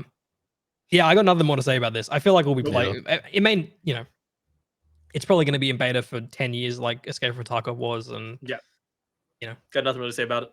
nothing. Definitely to say. won't be as popular, but yeah. No, especially that it's paid. Like if it was a mode, I could see it being. Yeah, I could see it being semi-used. Now I just realized, can we show this game? It looks a bit too real. Yeah, I'm not sure. Hey, let's just do it. Let's just see we'll how it just looks. blur it in post if we need to. It's But it just should be gonna fine. look like fucking body cam footage. We're watching found footage Bro, right now. it This is on looks- Vimeo. bro, It looks so really real realistic. It when you're looks- looking at OBS. Holy shit! Yes. Yeah, the shit looks really realistic. I was looking at like I looked at it, I was like, wait, is this like live Wait, action? that is terrifying. This It's is weird. what Yeah, so full disclosure, this is a video game. Yeah. video game, not So I real actually, life. So I actually haven't seen it. What is this? This actually looks This is so called realistic. What the okay. hell? By the way, this name is fucking stupid. It's called Unrecord. That's right. That's this game. It Yeah, is okay. a body cam shooter, is what they're calling it. So your first person perspective is the body cam on a cop, which yeah, it was definitely a choice with American With cops everything going on. But Current events. I saw a few people saying like that's an interesting. I'm just making sure it's looping. An interesting way to go about it, I think, considering the kind of how cops are perceived in society Mm. these days. But I am very impressed by this game from a technical perspective. If this is legitimate, you know what I mean? Yes, Like exactly. I This just could be don't. baked, like completely baked in shit. That's We Totally. don't know. Yeah. I just can't. I'm looking at this. I'm like, man, it is. I don't think I've ever seen a game where I'm like phasing in and out of being like, oh, it's fake, it's real, like Yeah. it's real life. Like Yeah, it's like- just, it's insane. It's crazy. The thing Mm. is, people found this map on the Epic Marketplace. Okay. So I'm wondering, like, how much of this game is just like we just bought really expensive assets and just taped it all together and showed this gameplay, and we're trying to get Yeah. people to get sold on it by wish listing it so we can get funding, and I don't know. Mm. This game is probably never going to release, to be honest. Yeah, I No, wouldn't think it This will, but this looks like that other video game that looked really good, the zombie one. The You know day what I'm talking about? before. Day before. Mm. Thank you. It's kind of like that. It's kind of Well, like it that to me. looked. It definitely looked. I don't know if it Yeah. ever looked good. Well, you know what I mean. Like People thought it was an yeah. actual game, and it's Mm. pretty clear at this point that it's not. Like, Yeah, well, I feel this like this will be like that, where it'll be like they'll announce a release date and then delay it, and then they'll announce a release date and they'll delay it, and Yeah. it'll probably See, never the release. problem with this is I don't think this is actual gameplay. I think they've gone in after the fact and fucked with the camera angle because Yeah. the camera moves independently from where you're aiming constantly, and that's like How that's would not a you? thing. How would you even aim? Like, Yeah, do you, exactly. That's what I is it mean. when, Like, yeah, it's because not. like he's Yeah, like moving it yeah, in like the top completely right of where, independently. Like, yeah, like, does Yeah, it that's a work good point, actually. Yeah. when you aim down sight? Can you then move with? Does it move Yeah. Like, what is? the Yeah. gun instead but of it moves moving your eventually person? sometimes as well. So like Yeah. It's like that's why I think it's like somewhat fabricated rather the than camera moves and the gun moves. Like, yeah. I see what Yeah, you like mean. I see what you mean. the gun's moving before the yeah. camera The does. camera. Like And you can unless see, they've like, done this look, in VR. he's Yeah, like like the aiming the gun gun. around the corner, The but gun went the like camera's that, but staying. yeah. Yeah, like Yeah. actually doesn't really make any sense how this could control or feel Yeah. good while it controls. Yeah, Like the it only won't thing I feel think good of if is it looks like, like this. I could see motion sickness getting horrible during this if that's the case. Like, I could but see the motion only sickness way I getting can see this really working is bad. if you aim down sight. At that point, when you're aiming down sight, you can move the gun independently of the camera. But that would Yeah. feel awful, right? Yeah, feel Bro, the horrid. motion sickness, if that's to be the case, would be insane. Like, holy shit, I could feel the motion sickness coming on. Like, that would be horrible. Yes. So as I said, from a technical perspective, this is very, very impressive. Mm. But I really doubt that that's ever going to release. Yeah. It got Twitter very excited though. Okay. Killing people, buggers. Bro, okay, hold on. I need to get it better. I just realized About the that police in that America. VOD was not that VOD was literally 19 minutes leading up to the trailer. The Legend of Zelda. It was the live stream replay of it. So it was like a 19-minute countdown before the trailer. Anyways, they released a trailer, the final trailer for Tears of the Kingdom. And I gotta say, I don't know about you guys, but this has wiped away all of my fears that I had after that gameplay yeah. preview. Like, Looks mid. oh, you're out of your This mind. trailer was like hype mode. Like they couldn't have done it better. They literally just took the template they did for the Breath of the Wild trailer. They showed it like the Switch presentation. And they're like, I mean, we fucking already nailed. We already have perfection. Let's just do it again. And they're like, it's crazy that they actually made a trailer that's somehow better than that trailer, to me at least. Like, whether or not the story lives up to how this trailer perceived it, because that's one thing that I noticed when I've gone back and watched that Switch presentation trailer. The story of Breath of the Wild does not really equate to what they show in that trailer. Like, it's not as exciting to me as when you actually in the trailer as in the game, if that makes sense.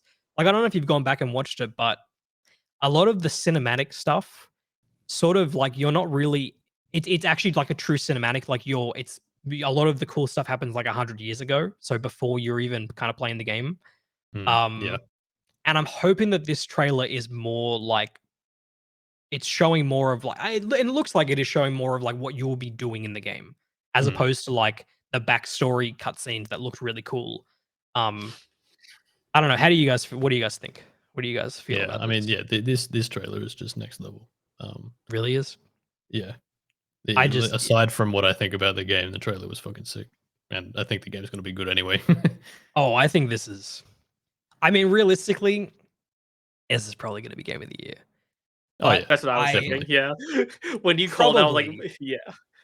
But there is a chance that the game runs so badly on Switch that it's enough for games journalists to be like, the hardware is limiting this game, because that does happen sometimes.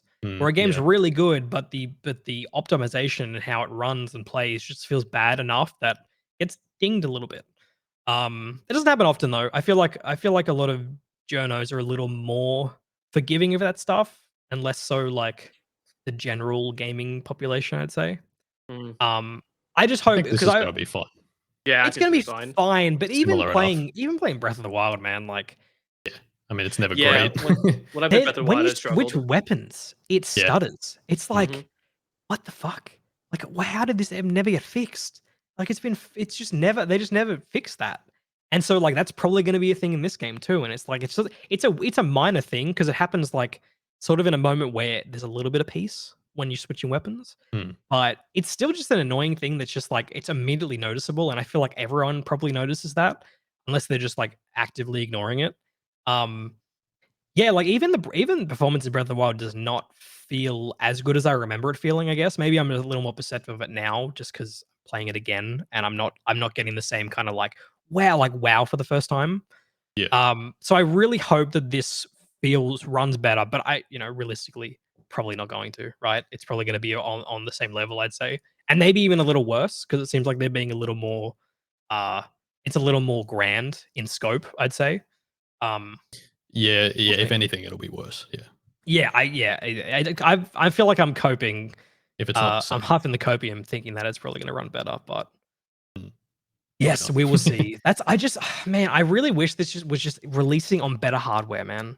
Like Yeah. I'd be so much more excited for it. Like I'm already like my hype level was crazy through the roof after this trailer, but there's still the little part of me that's like, Imagine this game in smooth 4K 60. bro, even just 60, man. Yeah. Like it could run at 60. like 480p 60 and I'd be so happy about it. But like the fact that it's 30 is like, oh, it's like not the worst thing in the world because Breath of the Wild is fairly smooth. It's really just the minor stuttering sometimes, but Yeah. um, obviously prefer 60 over anything else. I don't know, Ben, what do you think about this? Are you excited for Tears of the Kingdom? You think you're gonna play it? I'm excited. Yeah, after playing Breath of the Wild, I'm excited about it. I don't really got much to say because I have learned not to get overhyped about things because I No, have no, no, been no, no, disappointed that's one too many bullshit. That's times. pussy mode. You want to get as extremely hyped and then get disappointed when it doesn't meet your insane expectations. That's That gamer never mode right there. That's gamer mode right there, and I'm not going to Mm. do that. So yeah, no, I'm very excited The for it. thing is, I will say, like Nintendo typically hits Oh no, they do. expectations. I don't think No, I don't think I've ever been disappointed by a Nintendo game, to be honest. no, and like I was. I haven't played a lot of the bad ones though. like, Yeah. like someone would say, like, what was the Star Fox Zero on Wii U? Mm. Oh That was a yeah. bad game. Didn't play that. Yeah, look, I think it'll be good. I don't really got much to say about it. Like we talked about it a lot in the last podcast, and I don't really think much to say about it. It was a great trailer, and it got me very excited. But I am teetering my hype because I don't want to get too excited for it. I gotta say, I'm impressed by how much they've showed in this trailer, and I still have questions. Yeah, I still don't know. No, Like right? they Yeah, showed a that's what I was gonna ton, say. and I'm still like, well, how does this, Yeah, what's the structure of this? Like, are we going after divine beasts again? Probably not. Are there that like was how are they the doing? There's no shrines anymore, so how are they doing the little puzzles? Like, there's so many little things that I'm wondering how this game is going to function that I'm super excited that we're not going to find out before launch. that was the Um, one thing that I was gonna say was that like they've shown so much yet so little. They've shown so much to get you excited, but so little I still don't know what the fuck is going on. Basically, like yeah, like they've done very good. They've done all I very know well. is it's going to be fun as fuck, and we got a jetpack. That's all we Yeah, need. it's really That's cool. all you need. Jetpack. That That's is it. all we need. All right. I think it's time to talk about what we've been playing. Who would like to go first? What do you think? Seto, do you want to go first? Yeah, so you got to talk about your malware game. Seto uh, does have to talk about his malware game. yeah, so I have playing the malware game, the game that is riddled with hackers and sucks, GTA Online. Basically, reason why I've been playing GTA Online is because they came out recently with like basically like an Operation Hell from Rainbow Six Siege. What they did, sorry, I was just getting timestamp. Bro, he is fucking people chatting over Bro, here. I was very Holy. confused. Like, what the fuck is this man doing? I was getting the timestamp. I had to look down on my phone to actually do it. So because like internet's crashing. So I'm playing it and it's good. It's good. I have put way too much time into it because I was talking to Jane about it beforehand. It's a game right now where basically what you can do is to avoid all of the malware and hackers and bullshit. Rockstar basically allowed you to do all of the missions where you usually do public lobbies into invite-only lobbies. So you can do it complete by yourself now. So it's turned into a game for me where what I do is I will do everything like that and I will just watch a movie in the background, right? I will just do stuff like that because it's easy. I do enjoy it quite a lot because it is very easy to do the grind now. there are many different ways to get money, a lot of them being passive. And I have gotten to a point to where I get about like 1 million to 2 million an hour. Like you can get a lot of money really, really quickly. And you can get a lot of stuff out of it as well. And they have many different ways to increase the amount of money you get. And every week they have some sort of business, have double money and stuff like that. So like last week, cargo warehouses had double money. But this week, like if you sell weed, the good, you get double money out of that as well. Okay, so You know what I mean? here's my question. Mhm. So it's more you can optimize your money flow more effectively in this game. Yes. Where's the fun? Where, where's the fun coming out of it? Yeah, like I'm curious, what is the fun just like having a lot of money? No. So, uh, there is a lot of like where I enjoy a lot of my time when I'm spending GTA is doing like heist to 1-up because there's a couple of heists that you can actually do solo now, which is really fun, and there's many different ways to go through it. So, I don't know if you guys actually did the heist. Apparently, you started with Shadow, but you never finished it. But the newest heist Yeah. where you go to an island, right? We started that one. Yeah, we never finished that. There are so many different ways that you can go through that. And there's many different ways. So like you're watching it right now, and there's many different ways. So this guy's doing a very sneaky route where you go in, you don't kill anybody. Right? Did my internet die? No. You're No. good. Oh wait, we're good. We're No, good. I think this guy's video. I thought my internet died. glitches. Yeah, Okay. it's Yeah. like going like crazy mode. Yeah, Okay. Good then. That's fine. Yeah. he's alt There's, tabbing or something. For some reason, Yeah. I thought my internet died too, and No, then it's not yours. I didn't move, so I was just standing super Yeah. still. Yeah. I saw you said so. I know my And internet. I was like, "How am I?" Dude, I was a fucking rock, bro. I was like,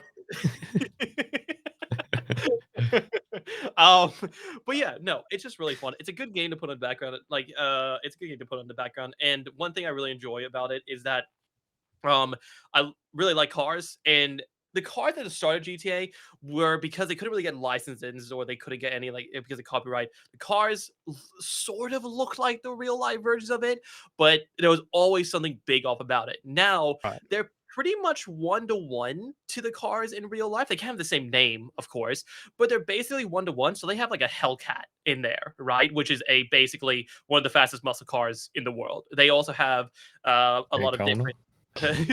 They have so many different like supercars that are in the game. Like there are like the Bugatti Veyron is basically a 1-to-1 version of that in GTA now. Same with like a lot of Ferraris and Mercedes and so on and so forth. So it's very fun to collect those cars, and the customization is really good. And right now I'm just enjoying it as kind of like a background game while I just. I was gonna chill say, and I've got a recommendation for you. Have you heard of Forza Horizon 5? No, the thing, and collecting. the thing I'm about, kidding, obviously. the but- thing about Forza though, because I did start playing Forza. The thing about Forza versus GTA is that I do like the aspect of GTA of actually being able to get out and use other vehicles as well. Because Sure. if I'm just driving the car, I get was bored. mostly joking, but it was funny when you Yeah. were just like, I like cars, I like collecting cars and using driving them. Like, yeah, I mean, there are some car games out there, you know. There are some car games, yeah. But yeah, there's basically that, and also like I have actually like met a couple of people that do like kind of like car meets basically in GT. I know it sounds really weird, but basically you just no, but like because the last update that came out, the Do they had earthquakes to GTA? yeah, Sorry, yeah, go. the last update that came out for GTA was literally something to support car meets. You can Right. get a garage, you can get a bunch of cars, and it'll show the stats of the car and stuff like that. Literally all of it. And then, like there's basically an underground place where you can go, and they added like drifting elements and whatnot to the game where there's tires that fully support it. It's really, really cool. And like I met a couple people that actually do where they get like a bunch of people to actually bring in their cars and they just kind of hang out and do that. And it's fun. It's a good chill game. The malware's edition though. Can I ask though? Yes. Would it be preferable that you could just do those things without grinding for infinite hours? The thing is though, is that it's not really infinite hours anymore. That's But I would say to get to the point I'm at. yeah, sorry, get to your point because I've got a rebuttal to your. What I mean, get to the point that I get to the point where I'm making all the money that I'm making right now. There was a lot of build up to making the money that I'm making now. There are many different businesses that basically the main thing I'm running is a heist, and in the background are just a bunch of passive businesses that make other money, and I just sell that repeatedly afterwards as well. That is literally all it is. Like I was gonna say, like it's not as grindy, but you have played 60 hours in the last 2 weeks. That is correct. Which is almost a full-time job. That is correct. Which is all. So it's like it's not as grindy, but I think it's still as grindy. It's just easier to optimize it. Is that That is fair to say? that is a fair to say. It's still Yeah, a grind fest. It's Mhm. just Mhm. you can kind of escape the grind fest by grinding Yeah, to a you certain could. point. Yeah, there's a very big optimization that comes from it. I would agree with that. There's a Sure. very big optimization that comes from that. But you could Um, also skip the grind part by paying by paying a $50 lot of money, and then by you paying optimize it. Yeah, true. I mean, I don't think I'll ever get back in Or you GTA could just Online. meet some hacker man. Yeah, or and just do yeah, the they can thing. just drop a shit ton of money at your feet. But that's a scary thing now, man, with all the malware and bullshit. It's Yeah, they'll very drop money at your scary. feet, Well, and yeah, then don't do and it then anymore. and then Yeah. and then they'll fucking take over your computer. That's the biggest thing I'll say. You'll have is your that- money, but you'll have money in GTA, but have no money in real Yeah, they'll life. take over your Yeah. fucking bank, Yeah, dude. they'll do a swap. Browser hijack you and fucking steal your info. That's all I'll quickly say is that if you're gonna play GTA, make sure you do not do it How in much public. fucking money does this guy have? Yeah, you Oh, has 37 million. 37. Okay. I 37 thought he had 370 million. No, I no, was no. like, No, holy no. fuck, bro, this guy needs to get off. No, there are so many people now that have in the hundred millions of money because they only play GTA. It's insane. It's insane. I'm sure And there's that's- a lot that did not get it legitimately. No, probably not. But like the quickly I say, if you're gonna play GTA, make sure you do it invite only because there's so much Yeah. bullshit now with malware and whatnot where people get it. It's scary, so just do it invite only. Yeah, quick log. explanation. It's called a remote code execution vulnerability. It basically means that they're able to run code on your computer boing, boing, boing, as you use it. GDRC, dude, let's go. Yeah. So just make sure, like, when you load GTA Online, just immediately load into invite only because it's scary otherwise. That's just terrifying. But also, you don't have to play GTA these days, you know? Just don't play I mean, GTA. here's the thing is if the less people play GTA 5, the quicker we'll get GTA 6, you know? Think about it That that is way. true. But Take all there's their so many people resources, playing they'll that take game. all their resources of GTA Online, send them straight into GTA There are 6. so Can I many just people- say though, that hacked money that we got saved GTA for us. We would not have played. How I much don't think. money did you get? I think Luca, Liam, and I got 75 mil each or something like that. Holy shit! Yeah. Holy And shit! that obviously unlocked all of the content that we ever wanted to play. Yeah. Because we didn't have to grind ever. We could just play the content and then Yeah. stop playing. And because the content only lasts 5, 6, 7 hours. And that was good for us. We played for 2 days and then we'd play it in 5 months' time when some new content dropped. And we Mhm. didn't have to grind for weeks on weeks to get to the point where we could even play it. Yeah. I think for me, like GTA Online, like the content they're releasing isn't enough to bring me back. Yeah, that's understandable. Like Yeah. that island heist was sort of enough, but even then we started it and then Almost. we just kind of like I didn't really have any intention of going back to complete it. So Shadow, if you listen Yeah. to this, you can complete it on us. You probably already have it at this point. He's already got it. Yeah, it's like I don't really care anymore. Like I'm ready for something new because GTA Online still feels like a 2013 game. Yeah, Like no, it doesn't that- feel they can keep adding more, cars and more missions, but at the end of the That day, is- it's still designed around 2013. that is the biggest thing I'll say, and that is the biggest thing that I'm not gonna play this forever. It's not a game where I'm gonna put 1,000 hours into it now. Like Who knows? the only reason I'm playing right now is because I'm literally on holidays and I have nothing else to do. That's literally it.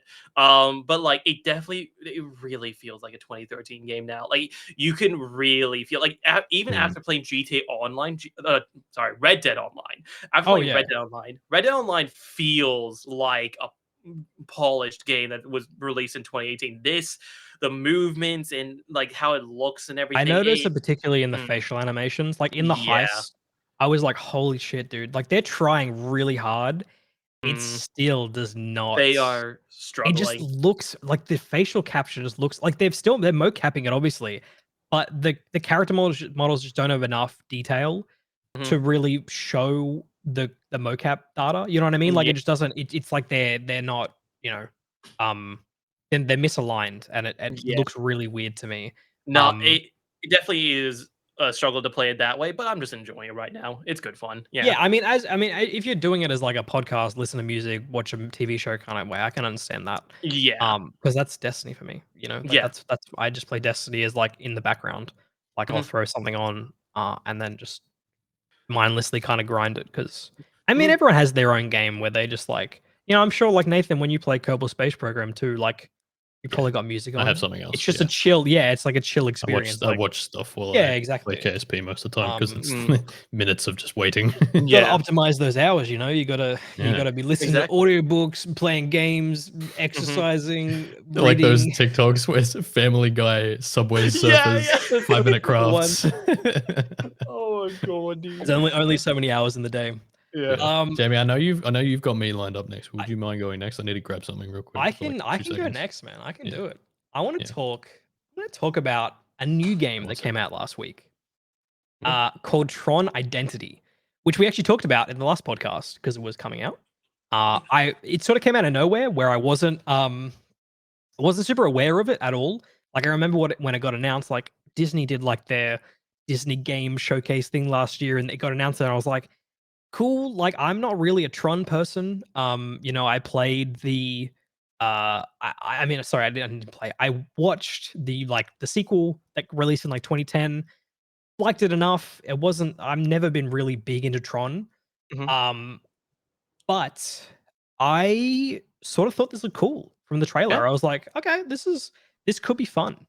Mhm. So essentially, Tron Identity is a visual novel, choose your own adventure video game.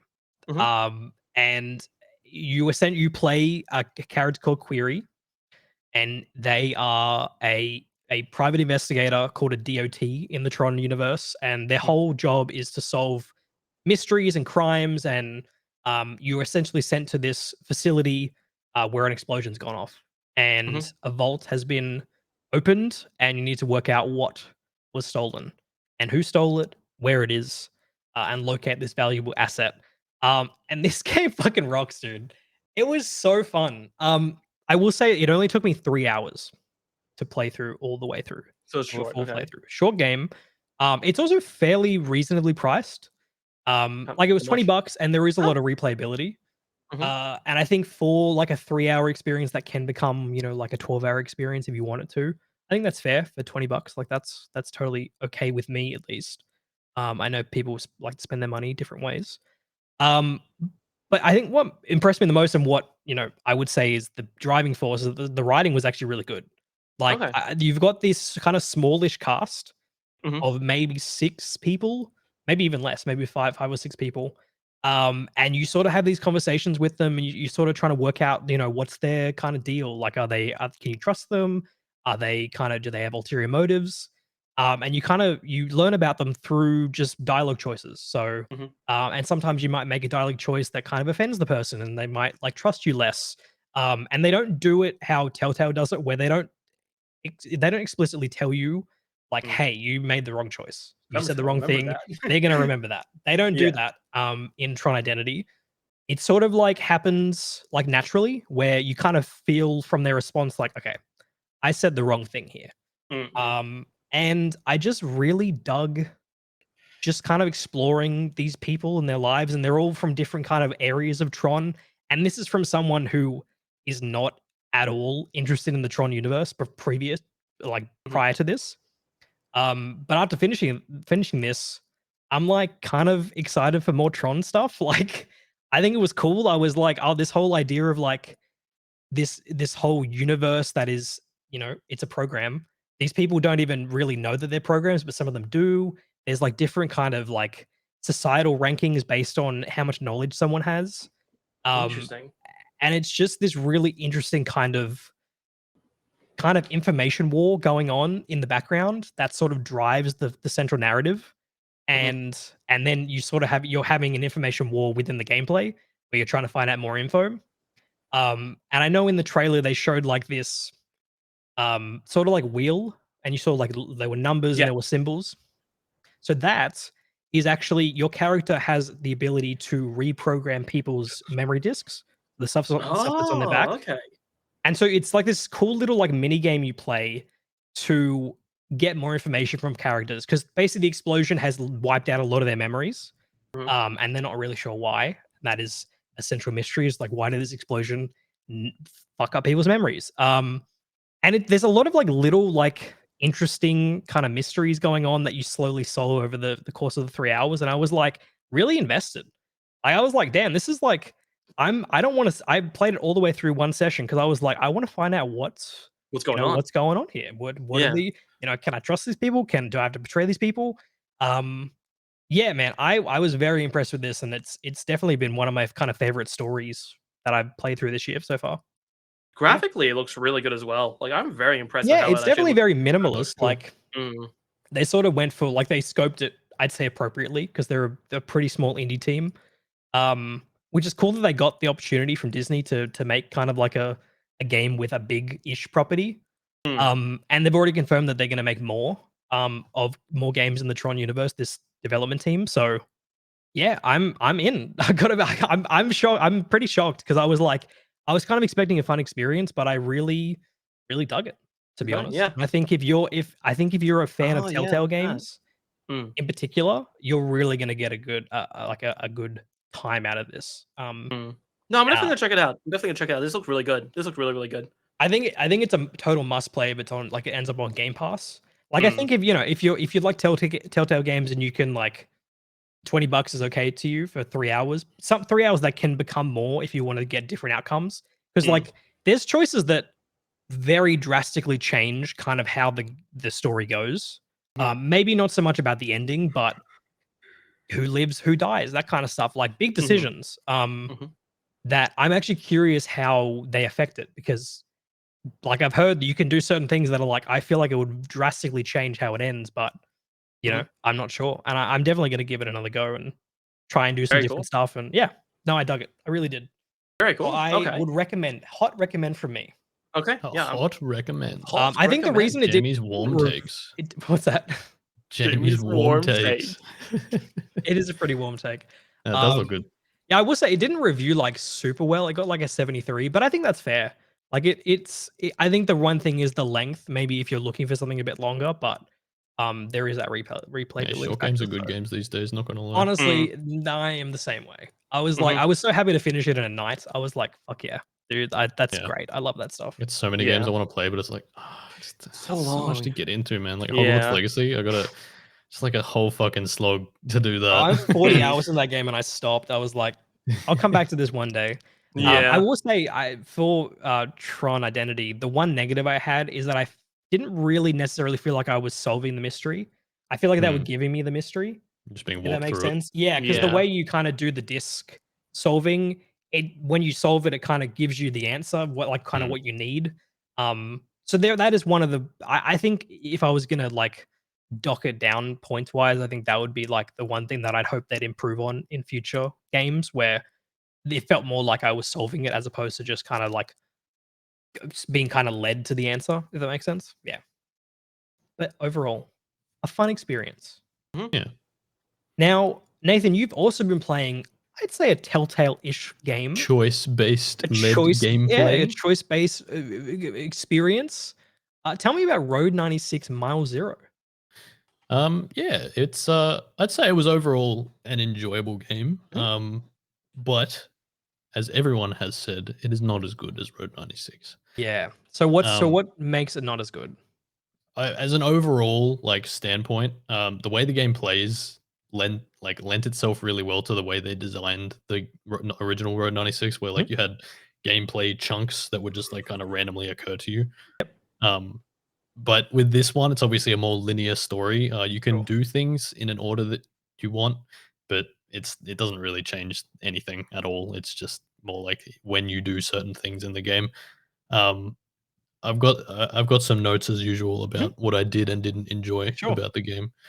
The music was good as per the first game. Definitely not as good as the first game, but there were some good tracks there. There was definitely some good tracks. What is this gameplay? Yeah. What is look, this? this is one of the good notes. Like same as Road 96, they have these like goofy gameplay It's sections very that are like goofy, but I kind of dig it. super strange, but they don't take away from the game. They kind of like it fits with the way they've designed it. It's Sure. super weird, but um Whoa. one of my yeah, Damn, you dude, gotta do a lot, this man. goes off. One of my major downfalls. So I'm not sure if you guys have seen the trailer or any of the gameplay. There's these like roller skating / skateboarding sections I did with see the some of that music. in the trailer. Yeah. Yeah, it's not great. It's like Mm. discount Subway Surfers kind of vibe. Right. Doesn't really feel like it's to the beat. It's not very satisfying at all. It's like cool, like they've got really cool visuals, but that's pretty much where it stops for those. I don't think they're that well done at all. I Okay. think it felt a little slapped on, even though it was like one of the major gameplay elements. Like every section, Like you maybe would it be could have been better. playing one of those. There were 8 of them, but yeah, Yeah. Okay. yeah. Another bad thing. So, as you know, of course, as you know, Jamie, from the first game. Actually, know. Seto, have you played Nope. Road 96? Yeah. Nope. This Anyway, is yeah. Did enjoy it. I So- did enjoy Road 96. Yeah. yeah. yeah. So Zoe, Hmm? who was normally on the road in Road 96, this is a prequel. Hmm? Her dad is actually the Minister of Oil in this tyrannical government. Right. And So so he you rich. yeah, so you already did know that. Yeah. But this game basically explores that a little more because she's still living at home right now. Right. The whole idea, if you see at the top left, there's a certainty meter, which I wish wasn't there. I wish you didn't see it. I wish it existed. I just wish you couldn't see it all the time. Yeah. So is that Um, do choices you make kind of change that?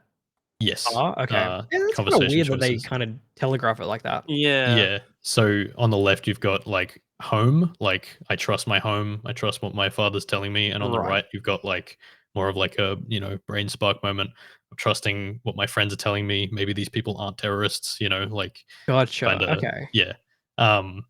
Anyway, without spoiling the game too much, basically, there was no real drive or like empathetic reason for you to want to ever make a decision that would like say that you like what your home, like the choices that the Yeah. country are Right. doing or like that your father is doing is right. I guess Like it's there's also no because of what reason happens for in that. the main game. Like you already sort of know where you're heading. Yeah, You you know what I know mean? that Zoe's woke Yeah. in the game, Yeah. and Exactly. you're obviously gonna make choices that like see that person just made a choice that was like home style for some reason. I don't know. Like I trust my tyrannical father. Yeah, yeah. And I feel like it would be really cool if there was like a good reason for you to want to I don't know, make choices that I don't know, maybe there's some empathy with the father. I don't know. There's just nothing It's there though. something There's more like than just like yeah, tyrannical fascist father yeah, or nice, decent people who are trying to make a difference. Like it's like, yeah. okay, well, Like you're straight up you're straight up a fucking terrible person if you make the decision to just like, anyway. people like playing the bad guy, you know? People like playing bad Yeah, guys. maybe, You know? maybe. And because I think it would work out really well if she was like a little unsure about everything, and then the that would make the ending really good when she like gets this big brain moment. I won't spoil the ending, Yeah, of but course. yeah, when she's like, "Oh my god, like it was like that all along," and Right. father's not who I thought he was, and yeah, I think that would be really good if they played into that, but they didn't, unfortunately. But also, if she's having like an epiphany at the end that her father wasn't all he was cut out to be, but like throughout the whole game, you're also making choices that are against him anyway. It's like, okay, you're Yes, making It that, doesn't you're work like having that, that right? big Yeah. brain moment, but you've been having these big brain moments throughout the entire game. So it that's why it doesn't lessens work the so well. impact of the. Yeah, Yeah, totally. I can see because that. I'm making woke decisions the entire game, and then Yeah. all of a sudden it's like, well, we already knew this. It's Yeah, a big woke decision, but yeah, it's like, okay, you've been already you've been woke. You've been woke this entire time. You yeah, understand what's been yeah. going on. Now you're just like the story's dictating that you really understand it now, but like the player action and the story are like misaligned. Is that Yeah, sort of like exactly. yeah, right, Yeah, okay. yeah. Obviously you can do your action, but yeah, the game doesn't want you to do Yeah. that. Yeah. Yeah, the ending was simple, and I did enjoy it. It made me kind of wonder what the other endings were, and I did look them up. They're all obviously reasonably similar. They all lead down to the same point in some way or another Of because course. the Pretty original cool. game has to do something. Yeah. Yeah. But yeah, overall, I think it was a good game. Just yeah, definitely had some flaws compared to the first one. Interesting. I'm not. Okay. Yeah, Good stuff. I'd give it a 7. I think Okay. the current scale, the current score that it got is pretty much spot on, honestly. Yeah, there you go. Mhm. Wow, that's Yeah, crazy. That's good stuff. yeah. Uh And Ben. I'll Oh, sorry. Oh yeah, actually, yeah, yeah, do you we want to may go as in? well Yeah, go straight yeah, into it. may as well go straight into my next game because I played Road 96 again. I just thought, Went why the straight fuck in. not?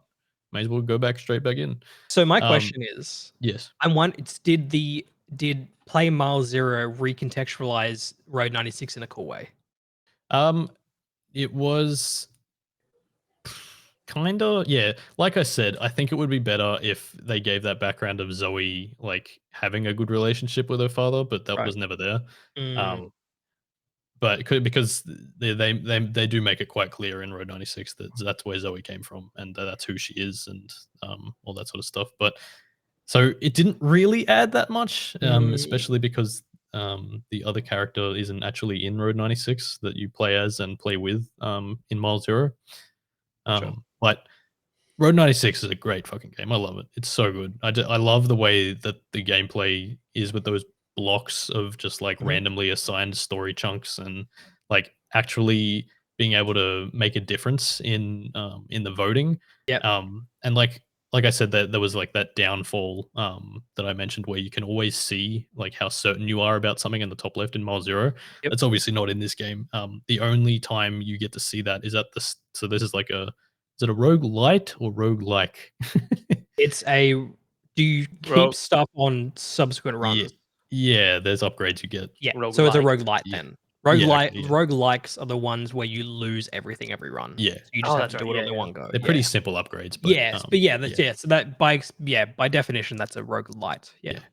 But yeah, anyway, on the new run, Mhm. at the start of that, you get like there's a news report that happens at the start of each run from Sonia, and you get to see what the current like polls are, and the run before will have changed what the polls were from the previous time. So like how many Right. posters did you vandalize? How many people did you speak to change their minds?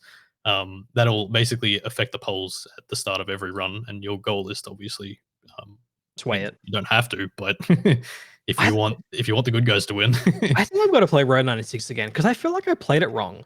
Because I don't know if it was because I was streaming it, but I just like I didn't connect with it, but I feel like I should have. You know what I mean? Like I it seems like it's so up my alley because I love roguelites. I love Yeah. the random choice. I love Telltale-esque choice-based games. Like it seems like it should be right up my alley, but it didn't connect. Like I didn't connect to it the first time. I think I just got to play it off took me stream 2 or 'cause 3 runs, and then Yeah, I okay. really got it. because I played a couple of runs and the second run was much shorter, and I was like, Yeah.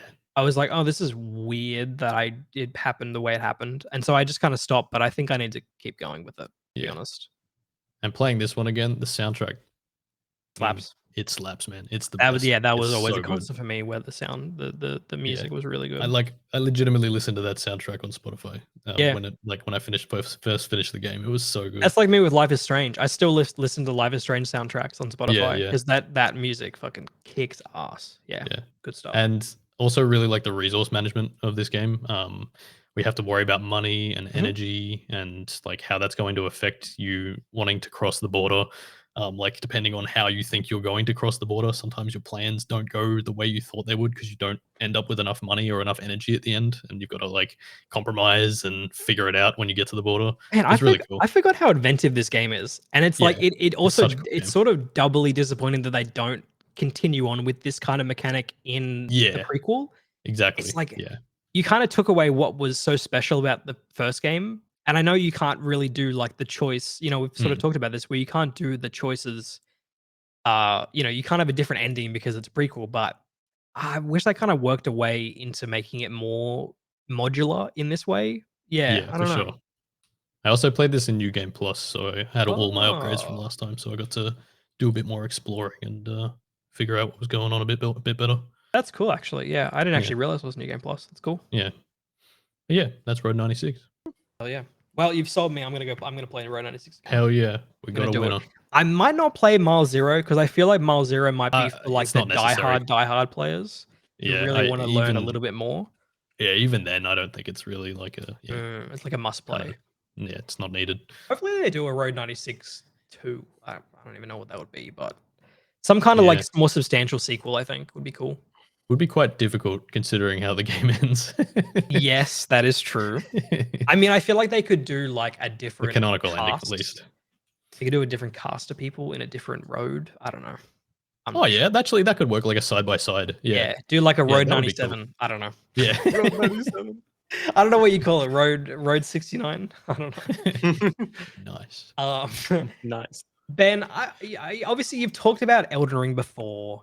We'll but be I very wanna- quick. We're running out of I time want anyway. to. I want to Should. know why. Why are you playing more? Why I played again? So, Play it again. as you guys know, I very much enjoy Elden Ring. Very much enjoy it. So I decided to go back into it because I started playing Yeah. Sekiro. I also played Bloodborne, and what I decided to do is to get like the full experience because I'm going to do this with both Sekiro and Bloodborne as well. I wanted to 100% Elden Ring, kill all the bosses, get all the items, and see how it goes. So I did that 100% of it. And I said I'm really quick about it, and I'm going to. The only things I want to say: one, Melania, not as hard as I expected.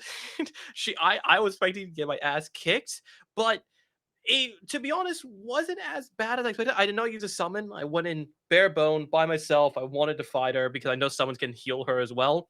And once the reason why it wasn't that hard is because one thing you can do, I've talked about this before, is you can use ice pots. If you throw it at her when she waterfowls, cancels the waterfowl dance. So since I could do that with that move, it wasn't that bad, and she's actually a very fun boss to fight once you actually get the other moves down. So yeah, I'm gonna piss a lot of people off by saying that she was not that hard, but I think I was really over leveled at that point as well. I was like 230 at that point. I was very much past the point of where she was gonna be difficult. And then I also fought Plasudasex as well, and he was one of the coolest fights I have seen. Pussy sucks. Yeah, pussy sucks. Pussy sack. No, he was a really cool boss fight, just turning into He's a a fun storm one. to attack you. He was a Yeah. really cool fight. And that's about it. I don't got much to say. I still really enjoy the game, and I have now moved on to play like Sekiro and Bloodborne, and I'm actually nearly done with Bloodborne, so probably talk about that next week. But yeah, no, just quickly want to talk about that. It's a good game, and we're running out of time anyway. So yeah. We're not running Yeah. out of time, bro. We're running out of what time? Like, there's no time. 2 limit. hours. Who gives a shit? I'm just Okay, making sure what, we keep on and time. this, dude, if someone's watching it for 2 hours, they can watch for 2 hours 10. They can watch it for It's 2 2 hours. hours. True. If true, they're true. already watching 2 hours of don't- this I train don't wreck, got I don't got I don't got much to talk about know. anyway. I've oh, already we're talked a lot not. We're about not work. technically running out of time. It's Yeah. only 9:20, bro. We can go another 40 minutes. Let's fucking do it. Yeah, We're not true. doing that. We're not doing that. We're We've not only doing got more one of more it. game to talk about, and I'm not going to be particularly long with this. I want to talk a little bit about my time replaying Star Wars Jedi Fallen Order, which I played over the Easter weekend. Because I was like, you know what? I really need to play this again because I haven't played it since it released in 2019, and I wanted to kind of get a refresher before Star Wars Jedi Survivor came out. And my thoughts on it are, I didn't like this game as much as I did the first time. That's Yeah, usually how it pretty much the goes. same as me. Yeah, that's Which usually how it does, I goes. feel like that kind of happens a lot of the time Yeah. when you replay a game that you were super fucking hyped up on. But I think I can't fucking believe they don't have a fast travel to the little bonfires you make on Yeah. these planets. Mhm. I cannot fucking believe that wasn't even a thought they had when they were playtesting this game. I hope they do Or that. even they are doing that. That's they the are thing in good. Survivor. When you have the checkpoints, you can fast travel at any point to them. Right. Which is gonna make 100%ing it much less of a chore. Because Mhm. holy shit, dude. And even the map itself, man, I'm like, this was made for like fucking 700 IQ players to fucking decrypt, man. It's like it is so difficult to understand. I know it's like taking from like Metro Prime, Yeah, I was gonna say it's fun for me. but it's not as good as Metro Prime. Like even like I Definitely played not. like an hour of Metro Prime, it just does a little bit better. Than this is so like weaving, and I think it's the fact that there's no fast travel that it makes it even more annoying. Where like if I was on a planet, like say I'm on Dathomir, right, and I need to get these fucking plant seeds, which are so annoying. And the fun thing about the plant seeds is there's an achievement to get all of them fully grown, but they grow over hours of the game, so you want to get them as soon as possible, so that by the time you get to the end of the game, they're all fully grown. Mm. The problem with getting these seeds is you sort of like you get to the end of a segment where it's like, okay, go back to your ship now. And I was like, no, I'm gonna get these seeds on Dathomir before I continue because I want them to grow by the end so I get the trophy. And so I'm like traveling down like the complete opposite direction basically to get back to my ship. I get these two seeds, great. And it's like I need to go all the way back up, all the way Yep. around to get to my ship. It's like there's shortcuts, but there's just not enough. Where Mhm. like even some of the maps where you have to travel basically through the entire place to get back to your ship. And it's like it just added more time and it made, a game about exploration kind of unfun when you're Yeah. exploring, where it just like when you go over the beaten path where you're going outside of your objectives, you kind of just add more time onto your game that doesn't feel great. Mm. And so that's been annoying. I will say from like a Star Wars story perspective, I fucking love this story, man. I Mhm. love Cal, I love his crew, I love how we end the game. I'm really curious to see how they kind of extend that in the sequel. It looks like in the sequel they're not as close as we saw them at the end of Fallen Order, and I know it's been a few years afterwards, so I'm curious to see how that's kind of how their dynamics changed. Mhm. Um, But like I think as a foundational kind of game, this is pretty excellent. It's just there's so many random gameplay things that I felt more this time because when I played it the first time, I was like, okay, I'm just following the story, main pathing it basically, because I wanted to know what was gonna happen continually. I was really invested in the characters and the story that I wasn't really exploring a whole lot. This time, when I was going off the beaten track a little bit more, it was like, this is really does not feel great, to be honest. And I'm really hoping that Survivor has basically fixed all those issues. And I think fast traveling will make a big difference. Yeah, Because like definitely. in this circumstance where I'm going miles away to get this seed or whatever, or fucking poncho or whatever the hell. Um, instead of having to go all the way back, I could just be like, okay, look, and teleport, and that's done. Yeah. Yeah. So that's, I mean, that's immediately fixing a major flaw that I had with this game. Also, what the fuck were the Wookiees, man? These fucking Yeah. Wookiees, bro. These things looked like they were Wookiees from at home, bro. Like Yeah, they were what was I scuffed. looking at, man? Yeah. It's almost like they got to the end of the game, and I I don't want to offend the artist too much because obviously it's clear that they rushed these Wookiees or like the fur tech was not what it needed to be. The standard, yeah. And it was rushed out, but like it's like they got to the end of development and they were like, what are we missing on Kashyyyk? Fuck the Wookiee, like, and they just forgot about the Wookiees, and they're like, shit, we need to fuck it quickly, make a model of a Wookiee, fuck it. There's no actual dynamic fur, fuck it, who cares? Make it look like they're covered in shit, like literally like piles of shit. Man, I don't know. This game's got a lot of. I feel like I'm nitpicking it more playing it a second time than I did the first time. Obviously, I feel like everyone kind of does that. But I'm very excited to see how they extend this, and I think there's a lot to improve here. Whereas when I finished it the first time, I didn't feel that way. It was sort of like oh wow, this was like. I mean, I think when I did like a top 10 of the year on YouTube, and it was like my number 2 game, and it's like, there's Not no that way it'd anymore. be number 2 now. Like, Yeah. No way. bro, Sekiro was number 6. I was an idiot. Sekiro was number 6. I was Wow. an idiot, bro. I was a Foolish fucking gamer. moron. But final thought, I'm still very fucking excited for Survivor because I think it's just going to be Fallen Order, but fixing everything and being kind of like the Assassin's Creed 2 to Assassin's Creed, where it's like that jump in sequel quality. I'm so stoked for it, man. A week to go. Let's fucking go. Very good. Very good. Yes. So, Alrighty. I think it's time, because we missed it last episode, Yes. to continue to build our top 100 games of all time. So we're doing 2 entries this week. You will not see the pretty thumbnails because the website that we were using previously, their servers were made of potatoes and duct tape. Yes. And so now we're using And the lemons wired together, bro. yeah, and now we're using the classic Excel spreadsheet. But it's not Excel. It's Google. Good Excel. Google. Good Excel. Dude, Excel fucking rips, man. What are you talking about? Hey, this has JavaScript. This is infinitely better. Yeah. I don't need to fucking do any of that shit. I'm not out here scripting my shit. Scripting these sheets. Before anyone tries, this link is to people who it is shared to only. You will not be able to visit it. Just so you don't waste your time letter by letter. Fucking. Like, It's I'm not gonna go link in and shared. delete Last of Us Part 2. I hate that game. Abby sucks. Who would We'll have like a quick to scroll. Yeah, do a quick scroll. I'll zoom out a little. Yeah, that's fine. It's perfect. There we go. Who would like to add first? Well, we've got a lot of games. I'm surprised. Yeah, I was we're like, at, like, this is gonna 20 end soon, something. but yeah, we're actually going through it. No, we're at something. Yeah, we're getting there. Not bad. All right, Ben, who's would you going like first? to go first? I'll start off. So this is the game that I as we discussed before the podcast, I thought of during the podcast. Oh, great. And this is actually a game that I actually saw on my list. It's a game I actually do believe should be on this list. I don't know how high it'd be, but so this game is called Omori. How do you spell that? Momori. Jamie, yeah, Jamie, I'm pretty sure you have heard this game before. I've heard of it. Basically, Haven't what played it it. is. Basically, what it is you play as a kid named Omori, and you're going through and you're reuniting with your old friends through basically this very odd world that you're all a part of. But it flips between that one and a real world, and it basically flips in between.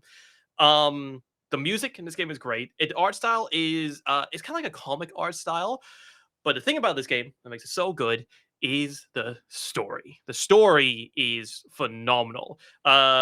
Without spoiling the story, the game is a psychological horror. So it deals a lot with like mental issues and stuff like that. And the story is very, very, very good. That is, I don't want to say too much about the story, but the gameplay is really good. It's a really chill game, and when you get to about halfway, it gets very good. And some of the visuals, man, in this game are really, really cool. But yeah, where I'm gonna put it, I don't know if you can actually move where we're gonna put it. I'll put it above Frostpunk. That's it. Yeah. Literally, that's it. Only gonna put Cool. it there. Nice. Yep. I have to play that game. Haven't played it yet. I recommend it. It's really good. On my list of games somewhere. Yeah. I'll go next. Yeah. Let me just find my list of games that I have here. Now I've got a list of I've got 10 at the moment. I need to work out what I want Ooh. to put here. I think I'm gonna add. I'm gonna add Life is Strange 1 Good choice. to the list. Good choice. Because I Good game. think really enjoy Telltale style games. And the best of that is actually Life is Strange, not made by Telltale. Yeah. Yeah, Life is True, Strange true. fucking rules, man. Like I Mm. feel like everyone it kind of swept through the gaming community, but like it's just every episode is a banger. There's not a single bit of filler. The characters are awesome. The art style is dope. They scoped it perfectly. The music's fucking incredible. I'm still listening to the Life is Strange 1 soundtrack even now. And listening to the music, I'm like, oh yeah, that moment from Life is Strange 1. Like I'm just thinking of like stuff that's happened based on the music because they pair the music with the moment so perfectly. Mhm. I mean, there's not much else to say about this game that's kind of legendary. In terms of ranking, put it up a little bit, maybe above Battlefront 2, I'd say. Yep. I think good with that. that's fair. Just because the story, like I still remember that story, and it's just like it's like ingrained. Like the end of episode 3, without spoiling it, but like opening the door and seeing the kind of like the consequence of your choice that is a choice that you have to make, but still feels like something you've done personally. I mean, it's pitch perfect, man. And the ending, like, come on, it's just anyone who chose the Bay over crazy, man. Crazy people. And I know Got that I think booba. that's technically the canon ending, but Oh, it's Booba. Yeah, pretty It's sure. Booba. I did not choose that. Anyway, Oh, there you go. I chose the non-canon ending. I went for Okay. love. I went for the relationship. Anyway, Alrighty. Nathan, Oh you're up. yeah, it's my turn. The first game I'll be adding is Donkey Kong Country 2. I don't know Yeah. why it took me so long. That's Over great the choice. OG? It is better than the OG. The first Yeah, one. I decided I was going to only add one because I think 1 and 2 probably both go on here, but I'm only going to add one just because you know they're like very similar games. That's fair. Specifically, why number 2? I prefer it a lot better. I prefer it a lot more. I think it's a lot better. The main point for me is because the soundtrack is so fucking good in Donkey Kong Country 2 over 1. Right. I mean, they're both great, but Donkey Kong Country 2 is just this next level. They pop Fucking off. awesome game.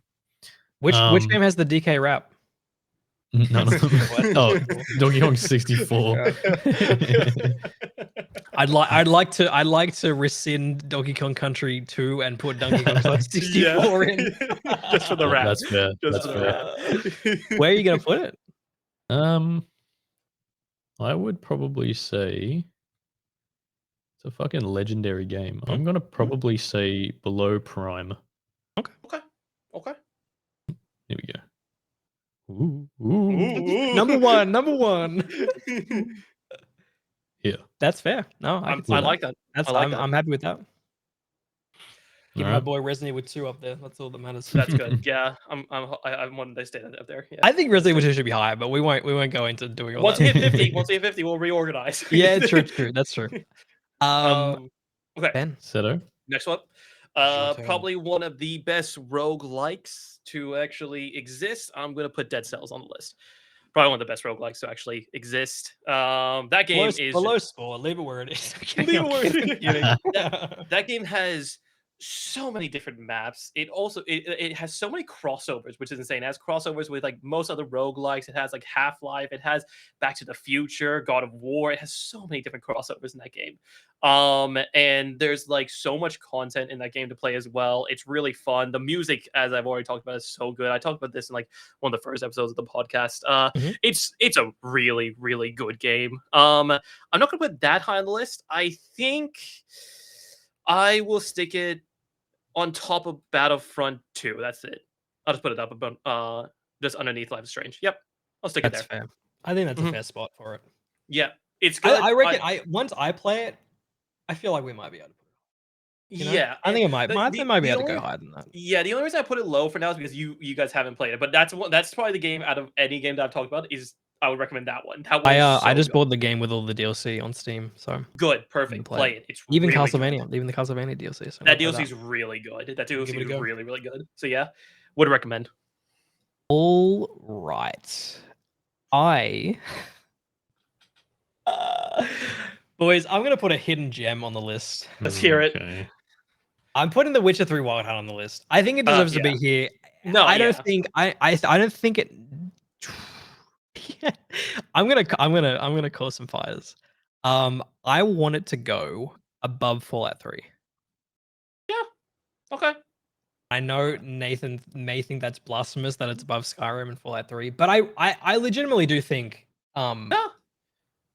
I think I it think that I do think The Witcher is probably a better game. I just didn't. I It just just didn't hit with me. yeah, I just think the thing with The Witcher 3 that I enjoy more than Bethesda's RPGs, at least till this point, we'll see what Starfield does, is the side content is so good.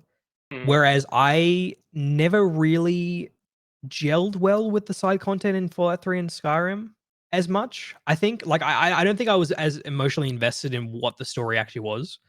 Um and so yeah, I think Witcher 3 just like I mean it's set in 2015, it set the bar for like side Yeah. content and open world RPGs and just the world and the world building and like the characters and the relationships. Like it's it's definitely stood I wouldn't say stood the test of time even now, but it for 2015, like that was a moment for sure, and Mhm.